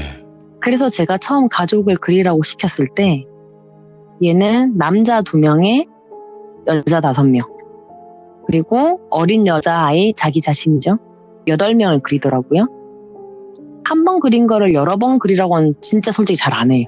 근데 이제 좀 독특해서 다음날 한 번 또 시켰어요. 그날은 남자 2명에 여자 4명, 어린아이 7명을 그리더라고요. 제가 이걸 봤을 때 하나하나 줄어가는 게 좀 이상한 거예요. 보통 가족의 구성원이 줄지는 않거든요. 예? 그래서 이거 왜 그러지 하는데 함부로 묻지는 못했어요. 이 친구가 아직 입을 열지 않은 상태에서 제가 예단을 할 수는 없는 상태였으니까. 예. 근데 이 아이의 상담을 진행하면서 잘은 모르지만 저는 매일 밤 제 침대에 아래 쪼그리고 앉아있는 그 할머니 처음엔 노크를 했지만 이제는 침대 밑에 앉아있는 그 할머니가 제가 새롭게 시작하는 보호관찰 청소년이 아니라 이 아이와 관련이 있겠다는 생각이 슬슬 들더라고요. 뭘까? 예. 왜냐하면 미술 상담하는 이 초등학생 여자아이는 매번 뭔가 의미심장한 행동을 해요. 근데 보호관찰 면담하는 친구는 정말 무난했고 너무 전형적이었어요. 대화가 안 된다고 막 표현해도 되겠지만 그런 식이었고 무엇보다 이 보호관찰 청소년 상담을 할 때는 할머니의 모습이 보인다거나 특별히 거기에 대한 관련된 말을 한다거나 그런 게 전혀 없었어요. 그러다가 첫 가족 글이라는 테스트를 하고 나서 예. 한 2주 뒤에 제가 우리 초등학생 그 여자아이 보고 다시 동일한 그림을 그리라고 했어요. 정말 이건 이례적인 거긴 한데 근데 이번 그림에는 남자 2에 여자아이 1명, 본인이겠죠? 예. 그리고 못 보던 여자 1명이 생겼더라고요. 늘었어요, 이번엔? 어떻게 보면 늘었어요. 못 보던 그렇죠. 여자가 하나 생겼어요. 근데 이 여자는 옷에 고름이 있고요. 치마를 입고 있고 이런 모습을 보니 한복인 것 같더라고요. 예. 그리고 머리 뒤에 동그랗게 그린 걸 보니 쪽을 꽂으신 것 같아요. 손에는 리본 매듭으로 뭔가 들고 있는 거 보니까 보자기를 들고 계신 것 같아요. 근데 할머니 그린 것 같았어요. 생긴 게. 근데 너무 좀 웃겼던 게 이걸 예쁘게 그려놓고 정말 정성 들여 그렸어요. 꾹꾹 눌려가지고. 예. 이게 연필심의 굵기 가지고도 우리는 판단을 하거든요. 이 감정 상태를. 근데 여기에다가 까맣게 칠해놓은 거예요. 그렇게 정성 들여 그려놓고. 예. 제가 이 여자한테 물었어요. 못 보던 분인데 이분은 누구니? 이랬더니 할머니래요. 할머니는 한복을 즐겨 입으시는 분이구나. 예. 할머니는 손에 뭘 들고 계셔? 보자기 들고 계신데요. 어이구. 그럼 그 보자기 안에는 우리 친구가 생각하기에 뭐가 들었어? 했더니 참기름 들어있대요. 참기름. 예. 할머니는 그 보자기에 참기름을 넣어서 시장에서 늘 파셨대요. 제 입장에서는 가장 궁금한 질문이 하나만 있었어요. 할머니라는 그 그림 위에 연필 빗금 그어둔 거. 그래서 할머니 위에 있는 그 검정색 뭘까? 이랬더니 예. 아무것도 아니래요. 할머니는 늘 어둠 속에 있기 때문에 이렇게 해줘야 된대요. 네. 이 이야기를 들으니까 사실 제가 이 정도의 사명감과 실천력까지 요구되는 자격과 위치를 가지고 있는 건 아니에요. 근데 이 아이 집에 가보고 싶더라고요. 그러니까 이 아이가 말하는 그 할머니가 진짜 이 여자아이의 집에 있는지 확인하기 싶기도 했고, 이 시점을 기준으로 저는 3주 동안 이 할머니를 매일 밤 침대 아래에서 보고 있었기 때문에 예. 이걸 봐야 어떤 식으로든 다음 단계가 있고 해결이 될 것 같았어요. 예. 그래서 막무가내로 집에 가자고는 못하고 얘한테 선생님이랑 치킨 먹을래? 우리 치킨 포장해서 집에 가서 같이 먹을까? 그래서 자연스럽게 가지고 갔어요. 네네. 집에 가서 손을 씻으려고 화장실에 들어갔는데 손을 씻고 있는데 화장실에 작은 창문?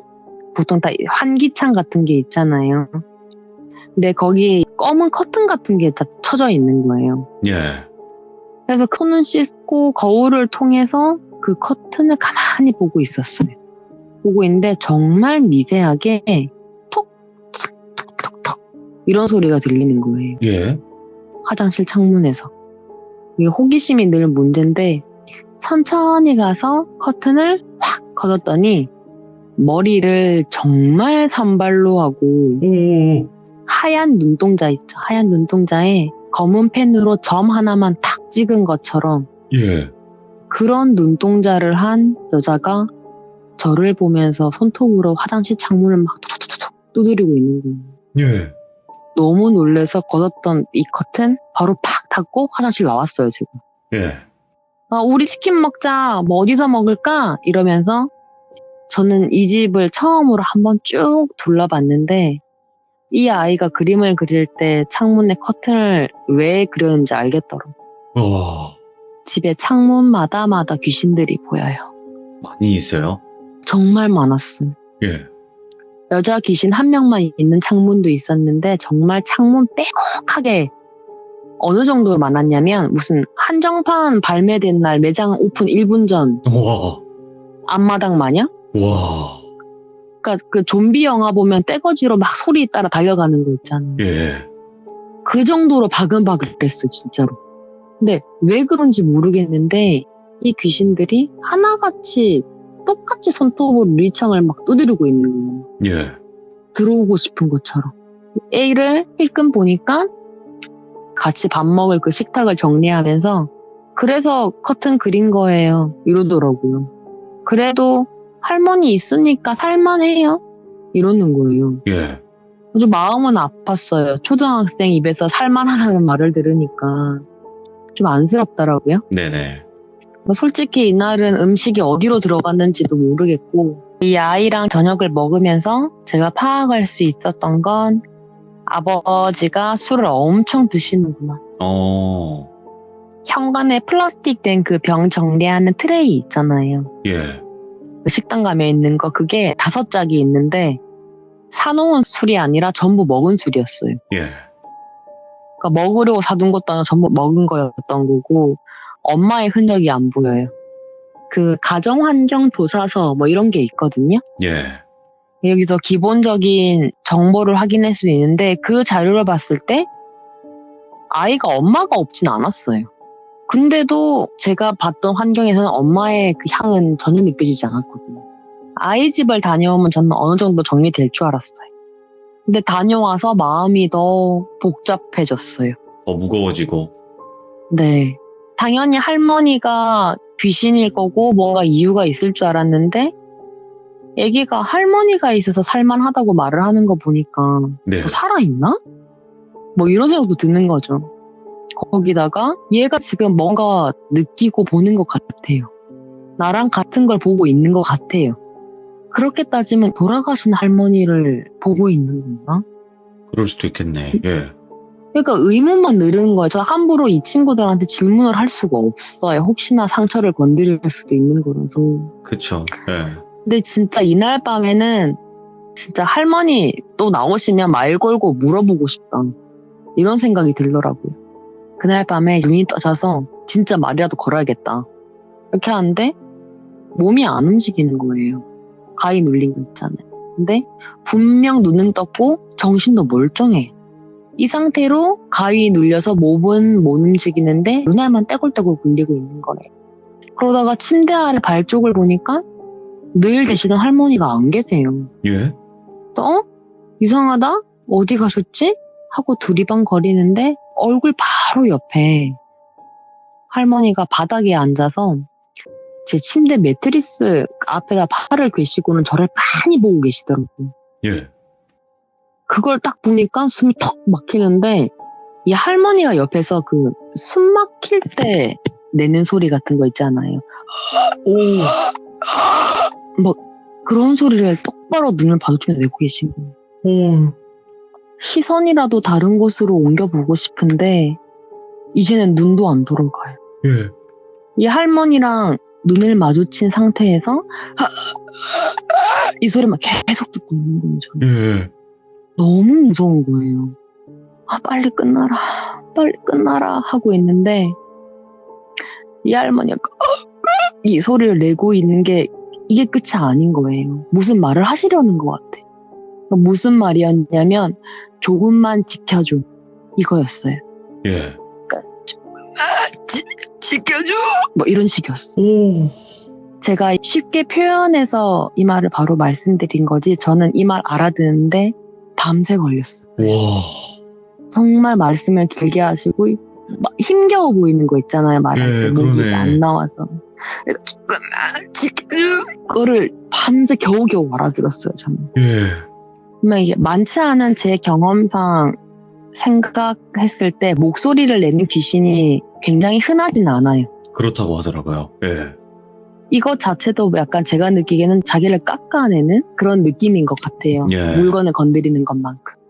근데 그 와중에 무슨 연유인지 목소리가 잘 안 나오시니까 알아듣는데 진짜 오래 걸렸어요. 예. 지켜줘? 이 생각했을 때 이미 해 뜨고 있었어요, 진짜. 문제는 알아들었는데 무슨 의미인지 뭘 지켜달라는 건지 이해가 안 되는 상황이에요, 저는. 그렇긴 하죠. 예. 이러다가 이틀 뒤에 다시 우리 미술 심리 상담하는 초등학생 여자아이를 센터에서 만났어요. 제가 이 아이의 집에 갔을 때 여자의 흔적을 못 봤잖아요. 그 엄마의 흔적을. 예. 그래서 그동안 그린 그림을 가지고 이야기를 하면서 이 예쁜 언니들은 왜 매일 한 명씩 줄어들어? 하고 물었더니 얘 표현이 딱 이거예요. 엄마 같은 여자예요. 엄마예요도 아니고 엄마 같은 여자래요. 자기는 지금까지 엄마가 10명 넘게 있었대요. 예. 그랬는데 어느 날은 자고 일어나니까 없고 어느 날은 학교 갔다 오니까 음료수 먹고 자고 있고 예. 어느 날은 모르는 아저씨가 데리고 가고 어느 날은 아빠가 엄마 교육시켰는데 엄마가 없어졌고 예. 이런 이야기를 저한테 하더라고요. 예. 그러면서 이 아이가 저한테 하는 말이 저는 차에 치이고 싶어요. 차에 치이면 이런 거 안 겪어도 되잖아요. 이러는 거예요. 그 말을 듣고 정말 벙쪄서 어버버 했어요, 제가. 무슨 말을 해야 되지? 이렇게 막 시간이 가고 있는데 이 여자아이가 이전에 그랬던 것처럼 눈을 탁 치켜뜨고 저를 보더니 내가 지켜주라고 했지? 이러더라고요. 제가 그 전날 밤에 들었던 그 말을 하는 거예요. 지켜줘. 조금만 지켜줘. 완전 굳어서 이렇게 있는데 이 아이가 갑자기 되게 천진난만하게 웃으면서 선생님 우리 가족 그림 그려요. 어이구. 가족 그림 그리지요. 자기 입으로. 그래 그림 그리자. 그래서 가족 그리고 싶다고 하니까 그거 그리라고 했어요. 근데 그 엄마 같은 여자는 없고 남자 둘의 할머니를 그려서 이전보다는 그 여자가 다 없어진 거예요. 그 상태에서 제가 다시 시키지도 않았는데 또 한 장을 그리는데 거기에는 남자 한 명이랑 자기 자신 한 명, 이게 두 명만 그리더라고요. 예. 그래서 할머니는 안 그려? 이랬더니 할머니는 이제 없대요. 예. 할머니 어디 가셨는데? 이러니까 눈을 완전 동그랗게 뜨면서 저를 보더니 돌아가신 거 알면서 왜 물어요? 오. 아, 할 말이 없죠. 나만 미안해진 거죠, 이제. 그치. 다 알고 있구나, 얘는. 처음부터 알았던 것 같아요. 예, 그 커튼 예. 얘기할 때부터. 이날 이후로 가족을 그릴 때는 앞에서는 여자 하나가 한 명씩 줄어들었는데 이제는 똑같이 그려요. 남자 한 명과 여자아이 자기 자신 한 명. 한 달 정도는 제가 진짜 순전히 이 여자아이한테 몰입했어요. 다른 내 남자 아예 안 받았어요. 다른 내 남자 소홀히 한 게 아니라 아예 안 봤어요. 또 예. 신경 안 쓰면 할머니가 뭐라 하실 것 같아 겁나가지고. 예. 그러다 진짜 딱 한 달이 지났는데 제가 밤에 학교에 있다가 센터에서 전화가 왔더라고요. 예. 아이 아버지가 돌아가셨대요. 극단적인 선택을 하셨대요. 양쪽. 예. 예. 이 아이의 가족관계 서류를 봤을 때 오빠 한 명이랑 이 아이만 남은 거예요. 예.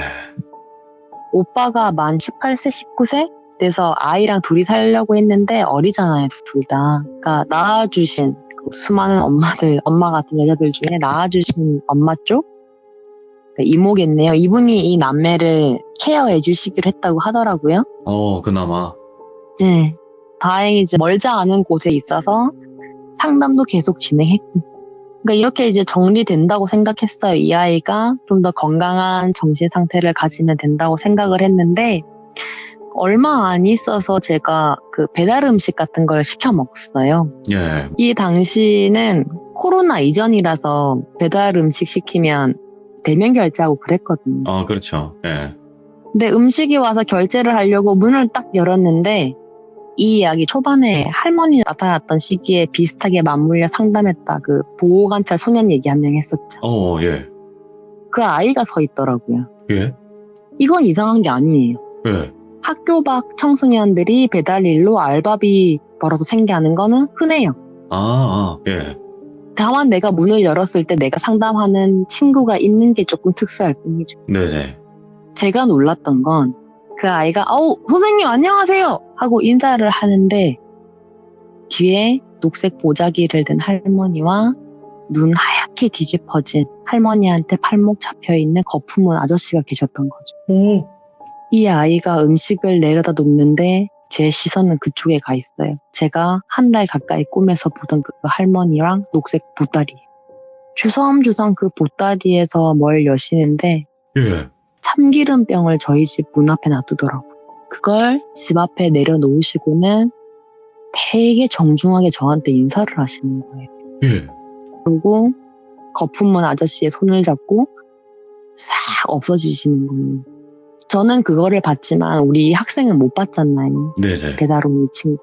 그래서 얘가 기다리고 있길래 음식값 주면서 야, 너 담배랑 술 하지 마. 밥 먹어. 이러고 용돈을 좀 지어주고 이 날 기준으로 그 다음날 바로 이 친구 상담이 있는 날이었어요.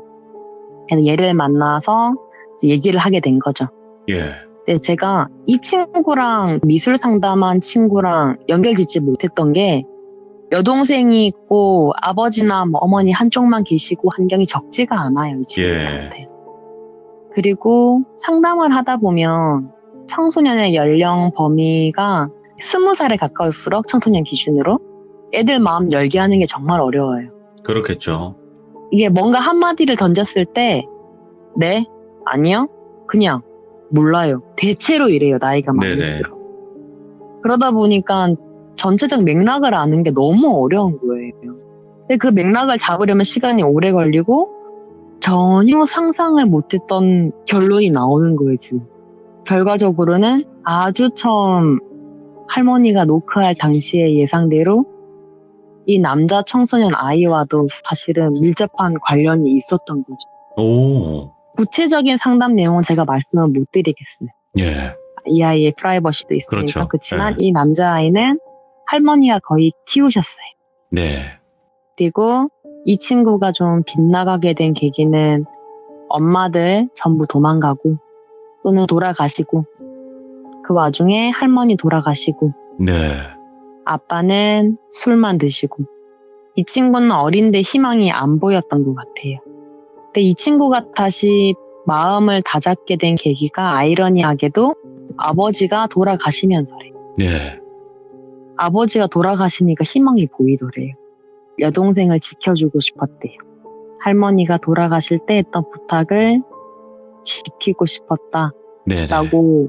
어째서인지 저한테 배달 음식 왔던 그 다음 날에는 이 얘기를 다 하더라고요. 예. 지금도 잘 지내는 걸로 알고 있어요.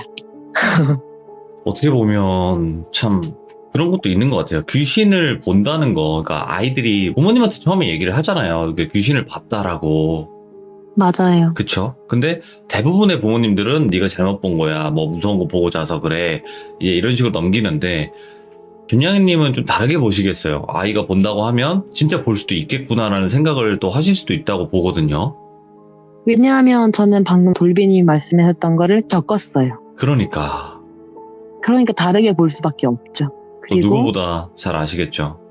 이 친구들이 보이는 게 저도 보이니까. 다만 조심스러운 거죠. 왜냐하면 이 서류로 적혀있는 게 전부는 아니니까. 그렇죠. 이야, 안타까운 이야기이기도 하네요. 그래도 네. 저 입장에서는 뿌듯한 이야기였어요. 이 친구가 마음을 다잡았어. 그러니까 그것도 다행이기도 하고. 근데 김양희님은 그 사운드를 연구하시는 건지 모르겠는데 너무 무서워. 그러니까 진짜 최대 현실과 비슷하게 하신 거잖아요. 가끔 연습은 해요. 가끔 실제로 그때 들었던 거를 이게 맞나? 내가 들었던 게 이 소리가 맞나? 이렇게 해보기는 하는데 근데 확실한 건 있어요. 이렇게 따라 하셨을 때 그냥 따라하는구나 생각이 드는 거랑 따라 했을 때 이거 조금 기분이 이거 안 좋다 좀 이런 생각이 들면 더 진심으로 하신 것 같아요. 그때 당시 상황을. 찝찝함 찝찝해. 느낌이 전달되면 저는 성공한 겁니다. 진짜 찝찝해. 그래서 제가 이 말씀 드리는 거예요. 찝찝하니까 진짜구나. 오늘 김양희님 또 이렇게 이야기 열연을 하시면서까지 들려주셔가지고 다시 한번 너무 감사드리고 고맙습니다. 감사합니다. 고맙습니다. 네, 고맙습니다. 네. 그래요. 세상에는 수많은 사람들이 있다고 생각을 합니다. 그리고 어릴 때부터 정말 또 귀신을 봐오는 사람도 분명히 있다고 생각을 합니다. 하지만 그 귀신을 본다는 거를 또 함부로 확정을 지을 수는 없어요. 그 사람이 진짜 귀신을 보는 걸지 잠깐 보는 걸지 모르는 거기 때문에. 그리고 또 이런 일들도 있다는 거 여러분들도 알고 계시면 좋을 것 같습니다. 시청해주신 모든 분들 감사드립니다. 고맙습니다. 자, 이번 이야기 시청자 백묵님께서 이야기를 들려주실 건데요. 오늘 백묵님께서 해주실 이야기는요. 바로 화재를 일으키는 화마라고 불리는 그런 악귀들을 이야기를 합니다. 어떻게 보면 시들무에서 웬만해서는 잘 등장하지 않았던 그런 귀신의 종류인데 화마라고 여러분들은 들어보셨을 거라 생각을 합니다. 그래서 오늘의 주제는 화마가 될 것 같고 어떤 존재들이고 도대체 어떻게 또 불을 내게 됐는지도 궁금하긴 합니다. 그래서 이야기를 들어보도록 하겠습니다. 여보세요. 백묵님 안녕하세요. 안녕하십니까. 아이고 잘 지내셨어요? 너무 잘 지내고 있습니다. 자, 그러면 백묵님, 오늘 이야기의 주제가 어떻게 보면 이제 화재를 막 몰고 다니는 화마라고 불리는 그런 존재들인 것 같은데, 맞나요? 예, 맞고, 이 이야기는 제가 겪은 이야기는 아니고요. 예. 이제 저를 도와주셨던 무당 선생님의 일대기 이야기입니다. 그러면. 그래서 좀 약간 만신 할머니 이야기 같은 이야기고, 어떻게 보면 제가 다른 분한테 들었던 이야기를 전달해 드리는 거다 보니까 사실상 이거는 조금 방방바로 좀 들어주시면 감사하겠다라는 생각이 많이 들거든요. 내용 속 이야기도 정말 영화 같은 이야기세요. 일단은 무당이 되셨던 이유시거든요. 예. 근데 일단은 이 말 자체가 무당이 되었던 이유? 무당을 선택을 할 수가 있나? 이런 느낌인 거잖아요. 그렇죠. 예, 근데 선생님 이야기는 조금 그렇게 들어주셨으면 하고, 일단 선생님 이야기를 제가 선생님 만나면서 이럴저럴 기록을 하다 보니까 노트북 내나 한글 프로그램으로 한 150페이지 정도가 돼요. 아, 예. 근데 그 사이사이 뭐 에피소드들은 다음에 기회를 주신다면 풀어보고 제가 줄일 거 싹 다 줄이고 이제 선생님이 무당이 되셨던 이유에 대해서 한번 그런 이야기를 한번 해보려고 합니다, 지금. 알겠습니다. 그러면 도대체 어떤 이야기이길래 또 이런 화마라는 존재가 나올지 들어볼 거고, 여러분들도 방송은 방송으로 재밌게 들어주시면 될 것 같습니다. 자, 그럼 시작하도록 할게요. 백문이 출발하도록 하겠습니다. 렛츠 고! 힐이십니다. 렛츠 기릿!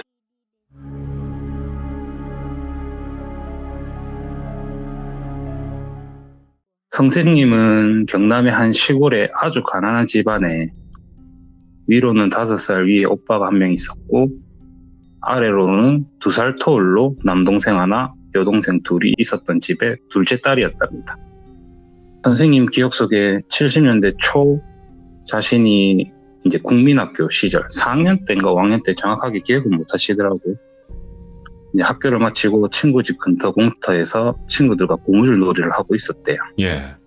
공터에서 고무줄을 고정할 곳이 나무 하나밖에 없어서 한 명이 돌아가면서 잡아주면서 놀고 있었다 하더라고요.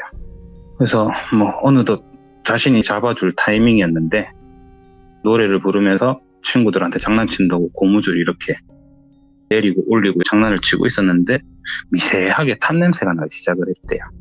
그래서 친구들한테 어디서 탄 냄새 안 나냐 물어보니까 다들 선생님한테 등진 상태로 있으면서 헐떡헐떡거리면서 무슨 탄 냄새가 나냐 안 난다 하면서 고무줄 노래에 집중을 하고 있었대요. 예. 그래서 선생님도 잘못 맡았구나 생각하고 다시 고무줄 제대로 잡아주면서 앞에 있는 친구 등을 보고 있는데 친구 등에서 순식간에 검은 물체가 하나가 보였대요. 예. 유심히 지켜보고 있었대요.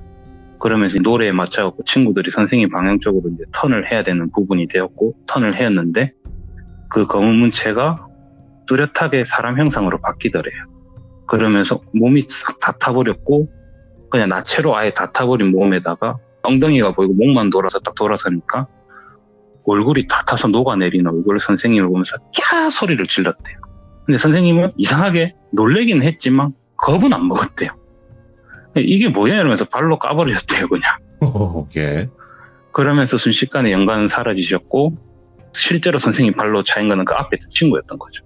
그 친구는 어리둥절하면서 울었고 이게 선생님이 처음 연가를 보기 시작했던 때여서부터였고 지금까지도 그렇게 사람이랑 구별이 안 될 정도로 연가를 보고 계신데요. 예. 그렇게 연가를 보면서 살았지만 이상하게 무섭지가 않았대요 자기는. 그 처음 봤던 연가를 제외하고는 제일 먼저 떠오르는 게 이 연가는 어떻게 죽었구나. 그리고 그 한이 막 느껴져서 그게 너무 힘들었대요 자신은. 당시에는 그 세대가 무속적인 것에 이미지가 상당히 좋지 못했고 집안 사정도 너무 좋지 못하다 보니까 부모님이든 오빠든한테 말을 할 수가 없었대요. 혼자 참고 살았대요 그냥. 그렇게 자신이 중학교 2학년쯤 되었을 때 학교를 마치고 친구 집에 같이 숙제를 하다가 늦은 밤에 집으로 가게 되었대요. 예. 당시 선생님 집이 시골에서도 정말 깊숙한 곳이어가지고 불빛이 하나 없었대요. 그저 달빛에 의존한 채 걸어가야 됐대요. 한참을 걷다가 선생님 집을 건너야 할 작은 다리가 있었다는데 거기가 보이기 시작했고 조금 더 가서 보다 보니까 그 다리 위에 한 노부가 서 계셨대요. 예. 당시에는 몇 년을 연가를 봐왔기 때문에 저거는 그냥 사람 같았대요. 그래서 더 무서웠대요. 그 길에는 수많은 연가들이 있어도 사람이 있을 시간이 아니었대요 그 당시에. 아, 거기 위치가. 예. 그래도 집에는 가야 되니까 그리고 또 할아버지처럼 보이니까 여차시 피면 자신이 이길 수 있겠다라는 생각이 들어서 예. 걸어가다가 근처에 보이는 나뭇가지 하나 주워서 천천히 걸어갔대요 그 다리로. 이제 다리에 도착을 했고 보니까 노부의 옷차림이 정말 역사 속에나 나올 법한 빛이 나는 파란 한복을 입으셨고 하얀 갓을 쓰고 계셨대요. 그리고 선생님이 영가임을 확신했던 게 발이 바닥에서 한 10cm가량 떠 있었대요. 그래서 무서웠대요. 너무 사람 같은데 발이 떠 있으니까. 그래서 소리 질러가지고 집이 바로 근처였기 때문에 그 다리에서 소리 질러서 가족도 부르려고 했는데 목소리가 안 나왔대요. 그렇게 몇 분이 지났는지도 모르게 시간이 흐르고 선체로 아마 가해를 눌렸던 것 같았대요, 선생님은. 예. 꼼짝도 못하고 있다가 이래주거나 저래주거나 똑같다면서 온몸이 힘 짜내가지고 가해를 풀려고 하다 보니까 풀렸고 너 뭐야 하면서 달려들었는데 또 몇 발자국 안 돼서 앞에 가서 가해가 눌리셨대요. 예. 그리고는 그 노부가 고개를 선생님 쪽으로 딱 돌리시는데 정말 아련한 웃음을 지으시면서 쓱 사라지셨대요. 예. 그리고는 바닥에 주저앉으셔가지고 처음으로 영가한테 무서움에 펑펑 울게 되셨고, 이제 우는 소리가 들리니까 가족들이 뛰쳐나와가지고 부축하면서 자초지경을 들었고 여지껏 자신이 귀신을 봐왔던 이야기를 하니까 부모님한테 크게 혼나셨대요. 왜 그런 일을 겪으면서 말을 안 했냐고. 아무리 우리가 가난해도 가족이 그런 일을 겪는데 그런데 돈 아껴 쓰겠냐고 엄청 크게 혼나셨대요. 그래서 다음날 부모님 손에 이끌려서 학교도 안 가시고 소개받은 유명한 무당분을 만나러 가셨대요. 근데 그 무당집을 도착해서 들어가려고 하니까 안에서 아이고 하면서 뭔가 부다다다다닥 하면서 막 뛰어나온 소리가 들리더래요.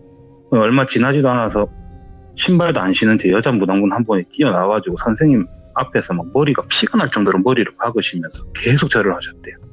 이 누추한 곳에 어떻게 오셨냐면서 벌벌 떠시면서 계속 절을 올리시고 그러시다가 뭔가 얘기를 듣는 듯이 이렇게 고개를 살짝 돌리면서 이야기를 들으시고 제 선생님 부모님은 보지도 않은 채 제 무당 선생님 두 손을 꼭 잡으면서 아기씨 걱정하지 마세요. 그리고 다시는 이런 무당집 찾아다니지 마세요. 이렇게 하셨대요. 예.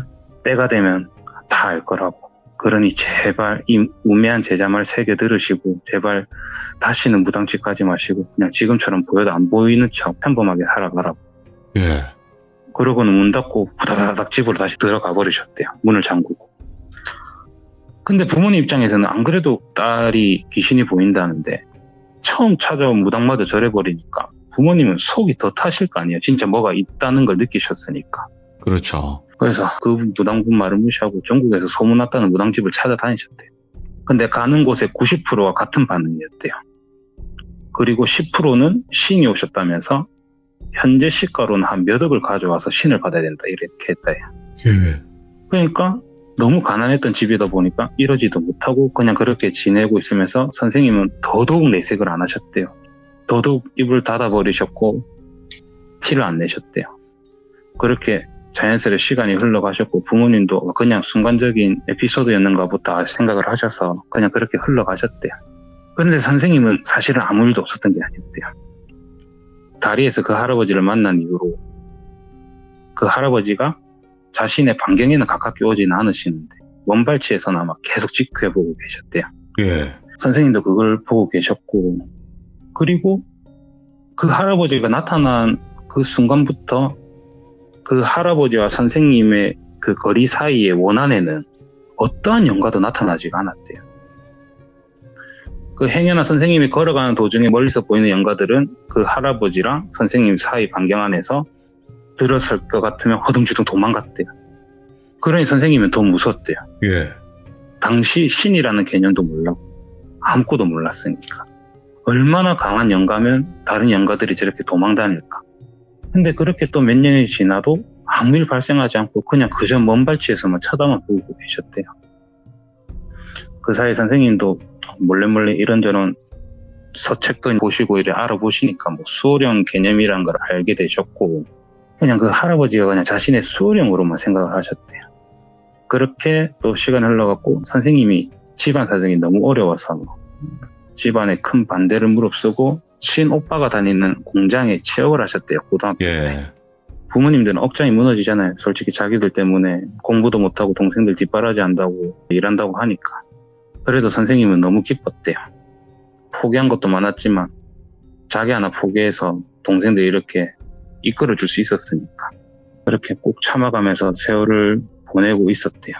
그러다가 선생님이 18살이 되던 해 여름부터 그 노부께서 멀리서만 계셨다가 조금씩 다가오시더래요. 하루하루. 그러면서 한 번씩 그 노부가 계심에도 달려드는 영가들을 구해주신 적이 많으셨대요. 그렇게 점점 다가오시면서 1년이 지나가지고 19살 되던 초겨울 때부터 조금씩 말을 걸기 시작하셨대요. 오늘은 여기로 가는 길을 조심해라. 오늘은 뭘 조심해라. 이 버스는 타지 마라. 저 친구는 저거 하면 안 되겠네. 등등 하면서. 야, 선생님 스스로 뭔가 생각을 하셨대요. 내가 혹시 무당이 될 팔자인가. 아무리 봐도 그냥 영가가 아니신 것 같으니까. 그 노부께서 말한 거를 들으면 다 잘 풀렸으니까. 그래서 항상 누구시냐고 물어보면 어쩌금 웃음만 지으신 채 사라지셨대요. 예. 그러면 기다렸다는 듯이 영가들이 몰려드니까 이제는 노부께서 사라지는 게 너무 무서웠대요. 그래서 말을 걸지 못했대요. 그렇게 또다시 몇 개월이 흘렀고 평범한 척 지내고 계셨대요. 당시 이교대로 그날은 반근무셨다는데 낮에 잠을 청하게 되었고 자명종 알람 소리에 눈을 떠서 일어나려고 하니까 가위가 눌러 있었대요. 근데 그 할아버지가 선생님 배 위에 서신 채로 정말 무섭게 내려 쳐다보시면서 오늘은 나가지 마라. 제발 오늘은 나가지 마라 하면서 눈물을 뚝뚝 흘리셨대요. 예. 왜 그러시는 거냐고, 내가 무슨 잘못한 거냐고, 아니면 무슨 큰일 나는 거냐고 물어보니 그저 오늘은 나가지 말래. 엄청 크게 호통치셨대요. 그 호통 소리에 몸살 감기가 오는 마냥 점점 안 좋아지는 것도 느껴졌대요. 정말 나가지 말게 만들게끔.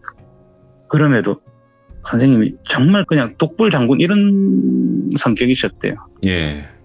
또 순간 욱해가지고 있는 일 없는 일 쥐어짜내면서 왜 그러시냐고 소리 버럭 지르면서 깨셨대요.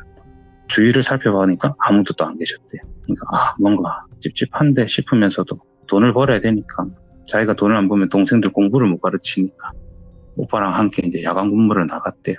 그런데 그날은 이상하게도 공장 갈 때까지 노부가 안 보이셨대요. 그러면서도 길바닥에 영가도 하나도 안 보였대요. 그리고 멀리서 보이는 영가들은 무언가 놀랬다라는 싶이 죄다 산으로 다 도망가고 있었대요. 저것들이 왜 저러나 싶었지만 굳이 자기한테 피해를 안 주니까 그냥 아무렇지 않게 살을 갖고 일을 하고 있었대요. 그렇게 한 새벽 3시 반쯤 되었나? 현장 반장이랑 막 숨도 못 쉬면서 울면서 오빠가 허겁지겁 자신 쪽으로 달려오고 있었대요. 오, 예. 그리고 앞에 와서 하는 말은 집에 불이 났다. 그리고 안에 사람이 있단다. 이렇게 빨리 가봐야 된다고. 머리가 하얘졌대요. 아무 말도 들리지 않았고 멍하니 그대로 넉다운이 됐대요. 그냥 정말. 그래서 친오빠분이 뺨을 한 대 때리시고 정신을 차리셨고, 당시 공장 사장님이 되게 좋으신 분이셨다 보니까 차로 급히 기사분한테 부탁을 드려서 차로 빨리 갔대요. 근데 불이 정말 크게 났대요. 이게 지금이야 폰으로 신고하면 어떻게든 빨리 대응이 가능한데 당시가 그치. 80년대 그 초반이어서, 예. 그리고 시골이었다 보니까 전화 있는 집이 이장님 댁 정도밖에 없었대요. 이장님 댁도 몇십 분 거리고.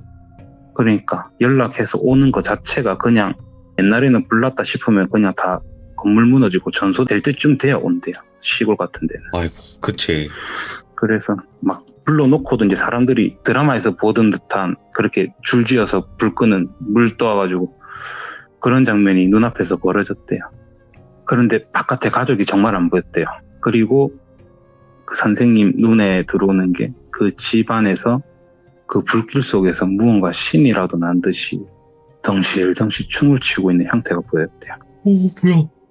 가족인지 영가인지 구분이 안 됐대요. 그러니까 사람이 불에 타면 불 끄려고 발버둥 치는 모습이랑 정말 영가가 뭔가 신이 나서 춤추는 건지 그게 정말 구분이 안 갔대요.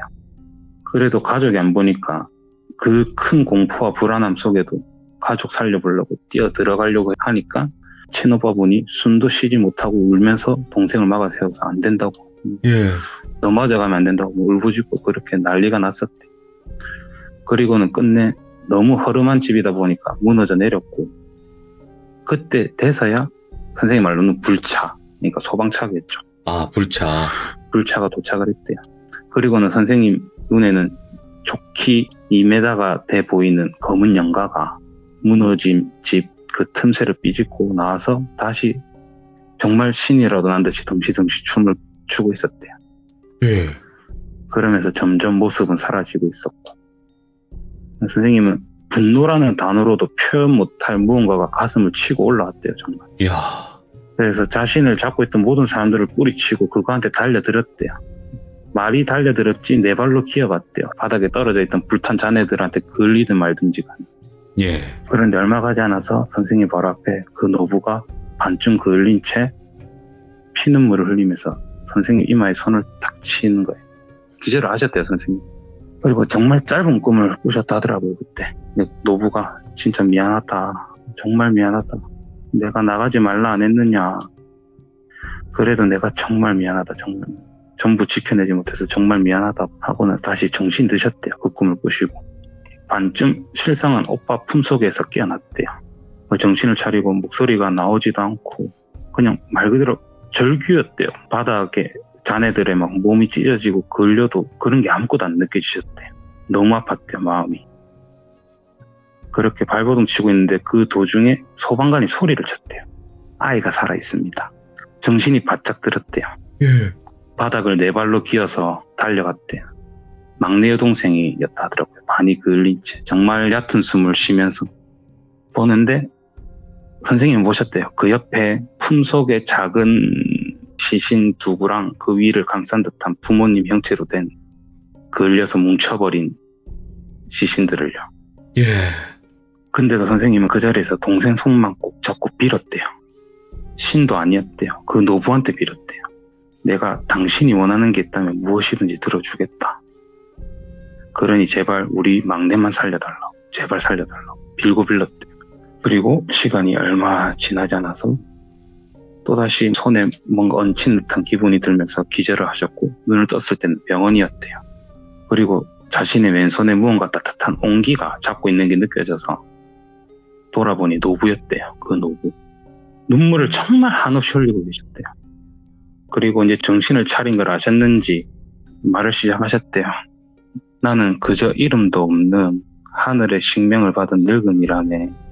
내 힘이 너무 부족하여 자네 동생 하나밖에 살리지 못했네. 오. 너무 비통하고 원통하다네. 내가 정말 미안하다네. 정말 미안하다네. 이렇게 말씀하셨대요. 그래서 선생님께서 이를 정말 깎게 물고 하나만 여쭤보겠습니다. 노부께서 가지 말라 했을 때 안 갔으면 막을 수 있던 일입니까? 이러니까 노부께서는 그냥 그저 눈물만 뚝뚝 흘리셨대요. 무건이 답이라는 걸 누구나 다 알기에 버틸 수가 없으셨대요. 자신 탓인 것 마냥 정말 피가 역류하고 숨도 쉬어지지 않고 가슴을 칼로 누가 쑤신 듯하게 너무 아팠대요. 예. 그러면서 역정을 내셨대요. 내가 뭔데? 내가 있으면 뭐가 달라진 거냐? 왜 내 때문이냐? 할아버지가 막내 살려줬듯이 다 살려주실 수 있던 거 아니냐고 막 소리치니까 그 소리치는 소리에 밖에 계셨던 오빠랑 간호사랑 다 들어왔대요. 그것까지 모습을 보셨대요. 그리고 다시 기절을 하셨대요. 그리고 꿈을 꾸셨는데 선생님 댁 아니셨대요. 정말 정겨운 웃음소리, 요리 냄새, 잠에서 깬 듯 뒤척여서 정신을 차리려고 하다 보니까 밖에서 어머니께서 아유 우리 장녀 귀한 손님 오셨으니까 얼른 나와서 같이 밥 먹자 이렇게 하셨대요.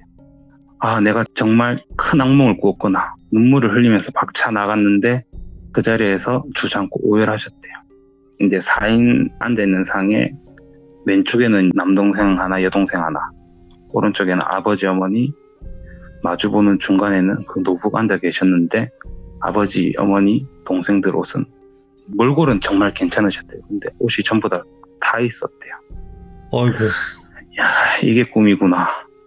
이게 꿈이구나 하면서 이제 무당 선생님이 나오니까 어머니께서 우리 딸, 과연 우리 딸 마지막에 엄마가 차려줄 수 있는 밥상에 그 흔하디 흔한 고기 반찬이 하나 없네 하니까 옆에 선생님 아버지께서 얼른 밥부터 먹자 이러면서 아들이랑 딸도 같이 얼른 먹고 어르신도 얼른 같이 드시지요 이러면서 하는데 노부께서 계속 하염없이 대성통곡을 하고 있었어요. 그러면서 이야기를 꺼내시는 게 내가 정말 미안하다. 내가 정말 미안하다. 눈물바다가 되었죠. 전부터.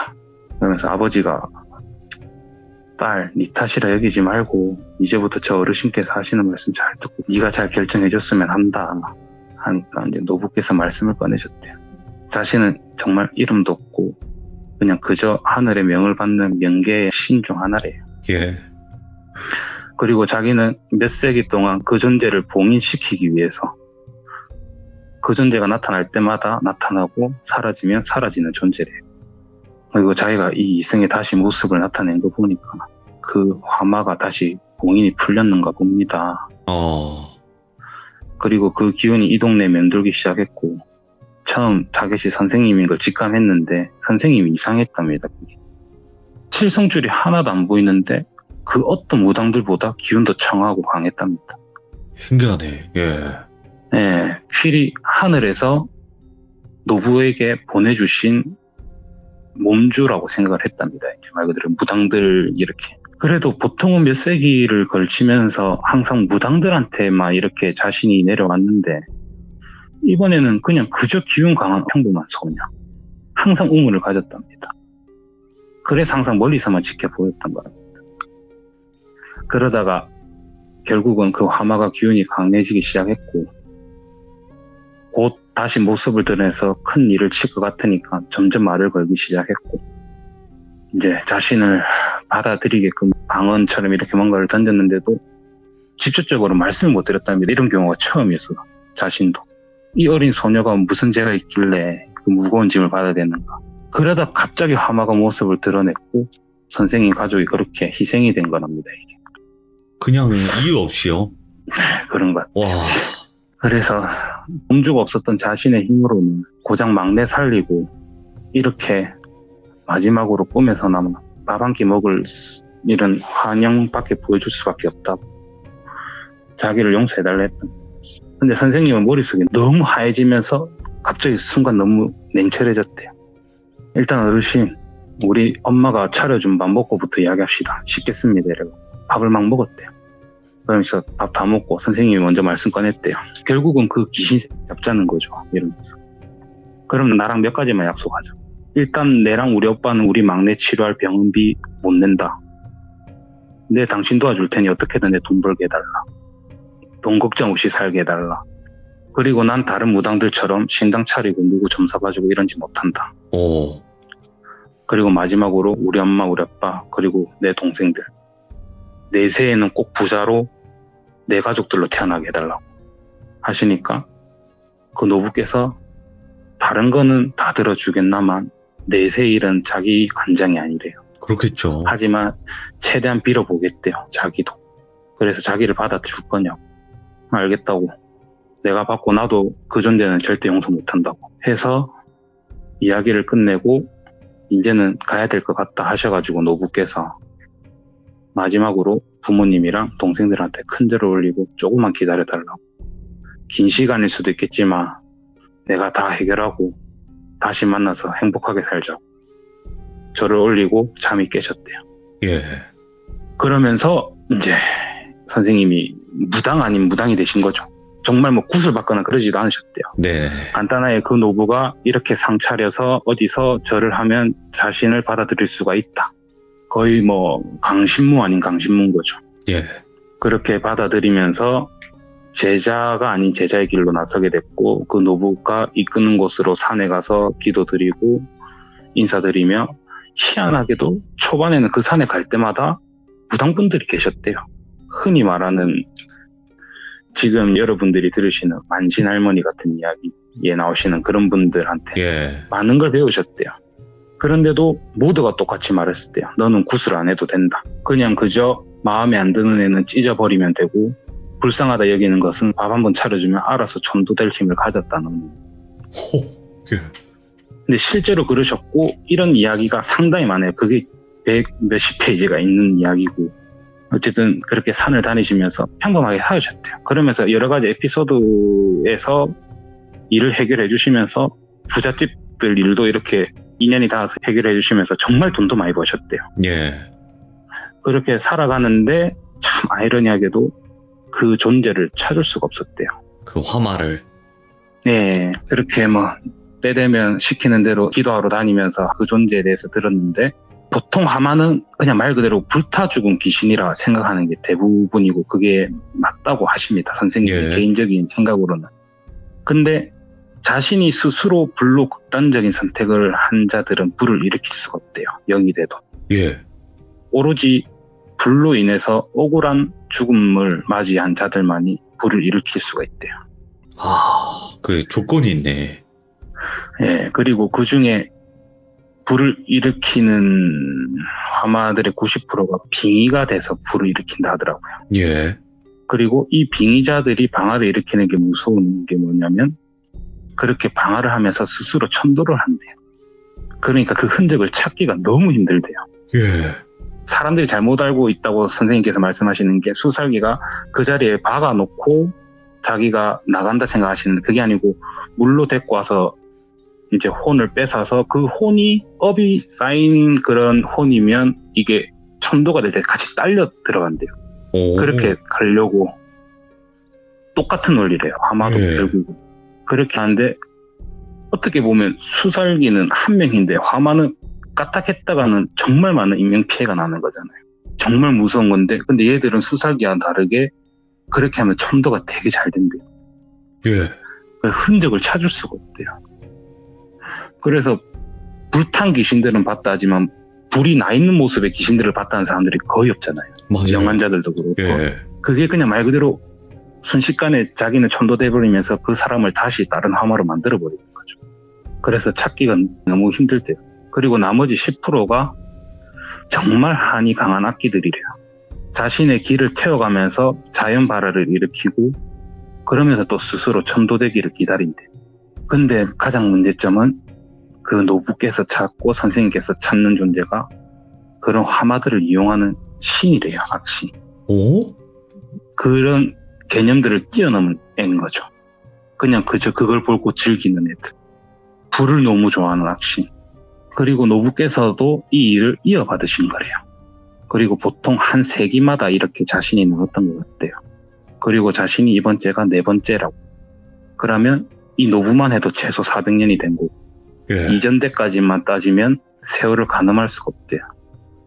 그래서 오직 자신이 나타날 때마다 봉인할 수밖에 없었대요. 그러면서 어떻게 된 건지 대가 지나는데도 이거를 아는 존재의 사람들이 있고 염원을 빌어서 그 봉인을 깨트리는 사람들이 있대요. 그러면서 자연스레 다시 봉인이 풀려서 나타나게 되는 거고. 어쨌든 선생님이 이 말을 하시면서 자신뿐만 아니라 이런 악의 신들이 한둘이 아니라면서 자신이 이렇게 공부를 하면서 돌아다니다 보니까 아마 세계 각지에서 자기처럼 사명받고 조용히 그냥 자기 희생하면서 이렇게 처리하는 사람들 정말 많을 거라고. 예. 어쨌든 이렇게 말씀하시면 그 존재를 찾아다녔는데 찾을 수가 없었대요. 정말.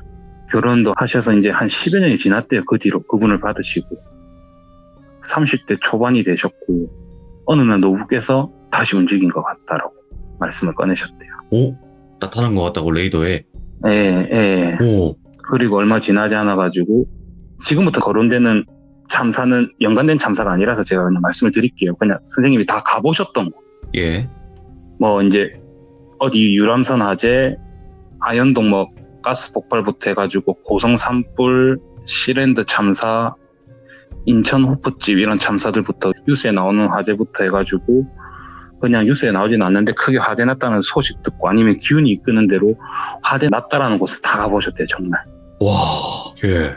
근데 정말 아이러니하게도 이게 많은 인명 피해가 났던 곳에는 그 기운의 존재가 없었대요. 예. 약을 올리기라도 싶이 그냥 작은 불, 산불 이런 데서만 흔적을 남기고 있었대요. 보이지도 않는 존재를 쫓아다니기 너무 바쁘셨대요. 정말 힘드셨대요. 그냥 밑 빠진 독에 물 붓긴 느낌이셨대요. 어떻게 단신으로 전국을 매일 돌아다니면서 비행기 타고 헬기 타는 것도 아닌데 어떻게 찾아다녀야 되는지 너무 갑갑했대요. 그런데 또 한 가지가 이상해 선생님이 노부께 여쭤보셨대요. 아무리 뭐 악의 신이라고 하지만 어떻게 이렇게 전국 방방곳곳을 홍길동처럼 다니냐 하니까 노부께서 하시는 말씀이 조금 힘이 있고 머리가 돌아가는 존재들은 자신이 있는 곳 주위에 자신과 아주 조금이라도 비슷한 뭔가 한이 있으면 그 사람한테 잠시나마 들러붙는 건 일도 아니래. 예. 그러면서 그 사람이 옮겨 다니는 곳에 갔다가 또 다른 코드가 맞는 사람이 있으면 옮겨 다니고. 그런데 또 거기서 가장 문제가 그렇게 섞여버리면 일시적이나마 신들도 그 존재를 찾기가 힘들어진대요. 냄새가 흩어져 버려서. 그러다 보니까 찾기가 정말 힘드셨대.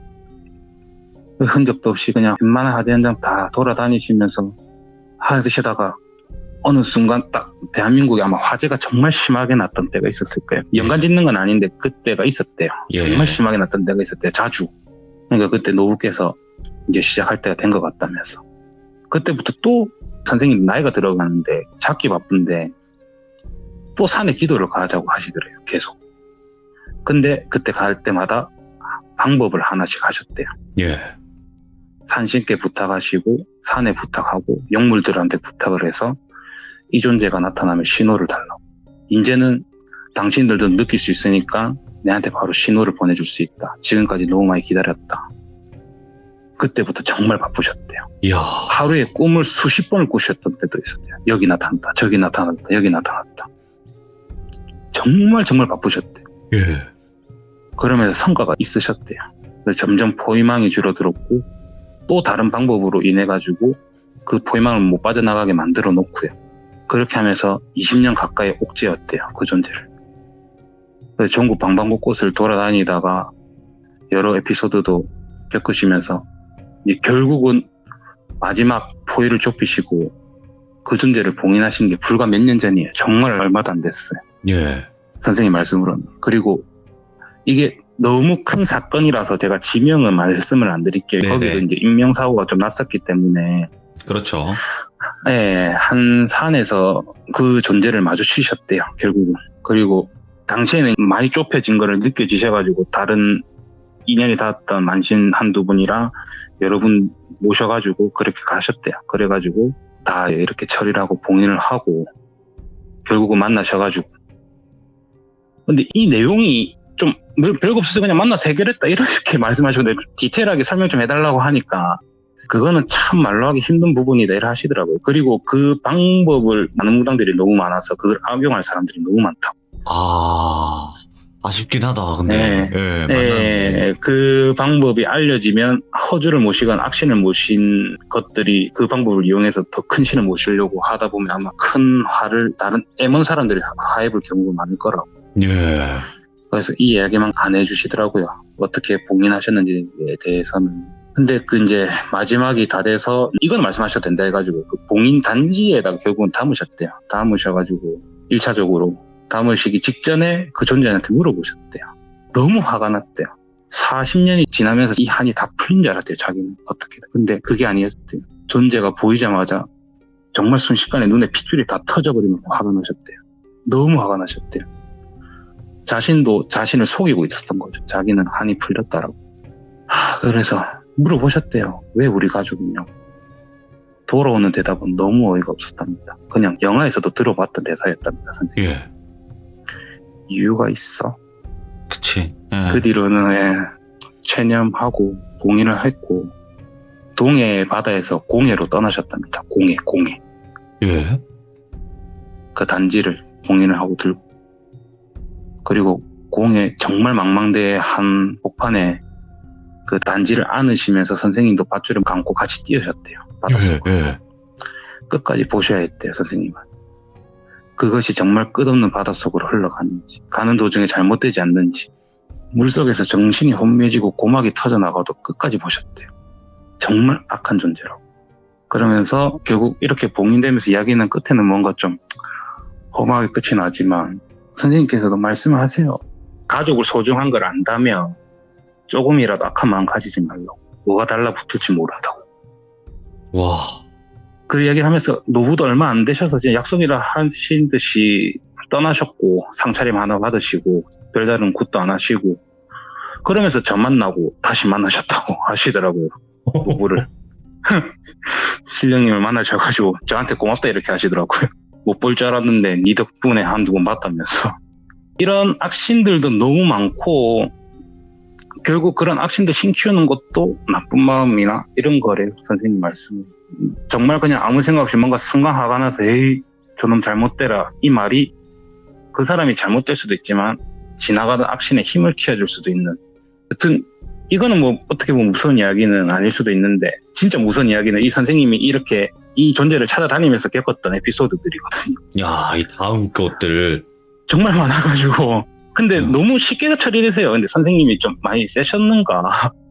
처리되는 건 쉬운데 그 과정이 저는 생각해보니까 너무 무섭더라고요. 이게 들어보면. 예, 그래서 기회가 된다면 좀 풀어보고 싶고 저도 뭐 아직까지 여러 가지 많기도 하고. 알겠습니다. 오늘 이야기 진짜 한편의 드라마를 보는 것 같았어요. 그러니까 어릴 적에 가족의 그렇죠. 원수를 찾아다니려고 그러면 이제 신과 계약을 하고 이제 다니는 그런 느낌이잖아요. 그렇죠, 그렇죠. 예. 처음 들어보네 이런 예. 전개는. 예. 그래서 근데 저도 물어봤어요. 근데 일반인이 그렇게 신을 받을 수 있냐? 자기도 자기밖에 못 받대요, 선생님. 정말 굿도 하실 줄 모르고 제가 선생님 댁에 갔을 때 저를 위해서 정말 급하게 차린 것 같은 신당이셨어요. 정말 허름하고 심지어 그 밑에 선생님 제자라고 자청하는 한 분이 꾸며주고 계셨어요. 할 줄 모르셨어요, 정말. 뭐든지. 근데 이런 이야기가 네. 어떻게 예. 보면 귀신의 존재를 부정하거나 믿지 않는 그런 분들도 많잖아요.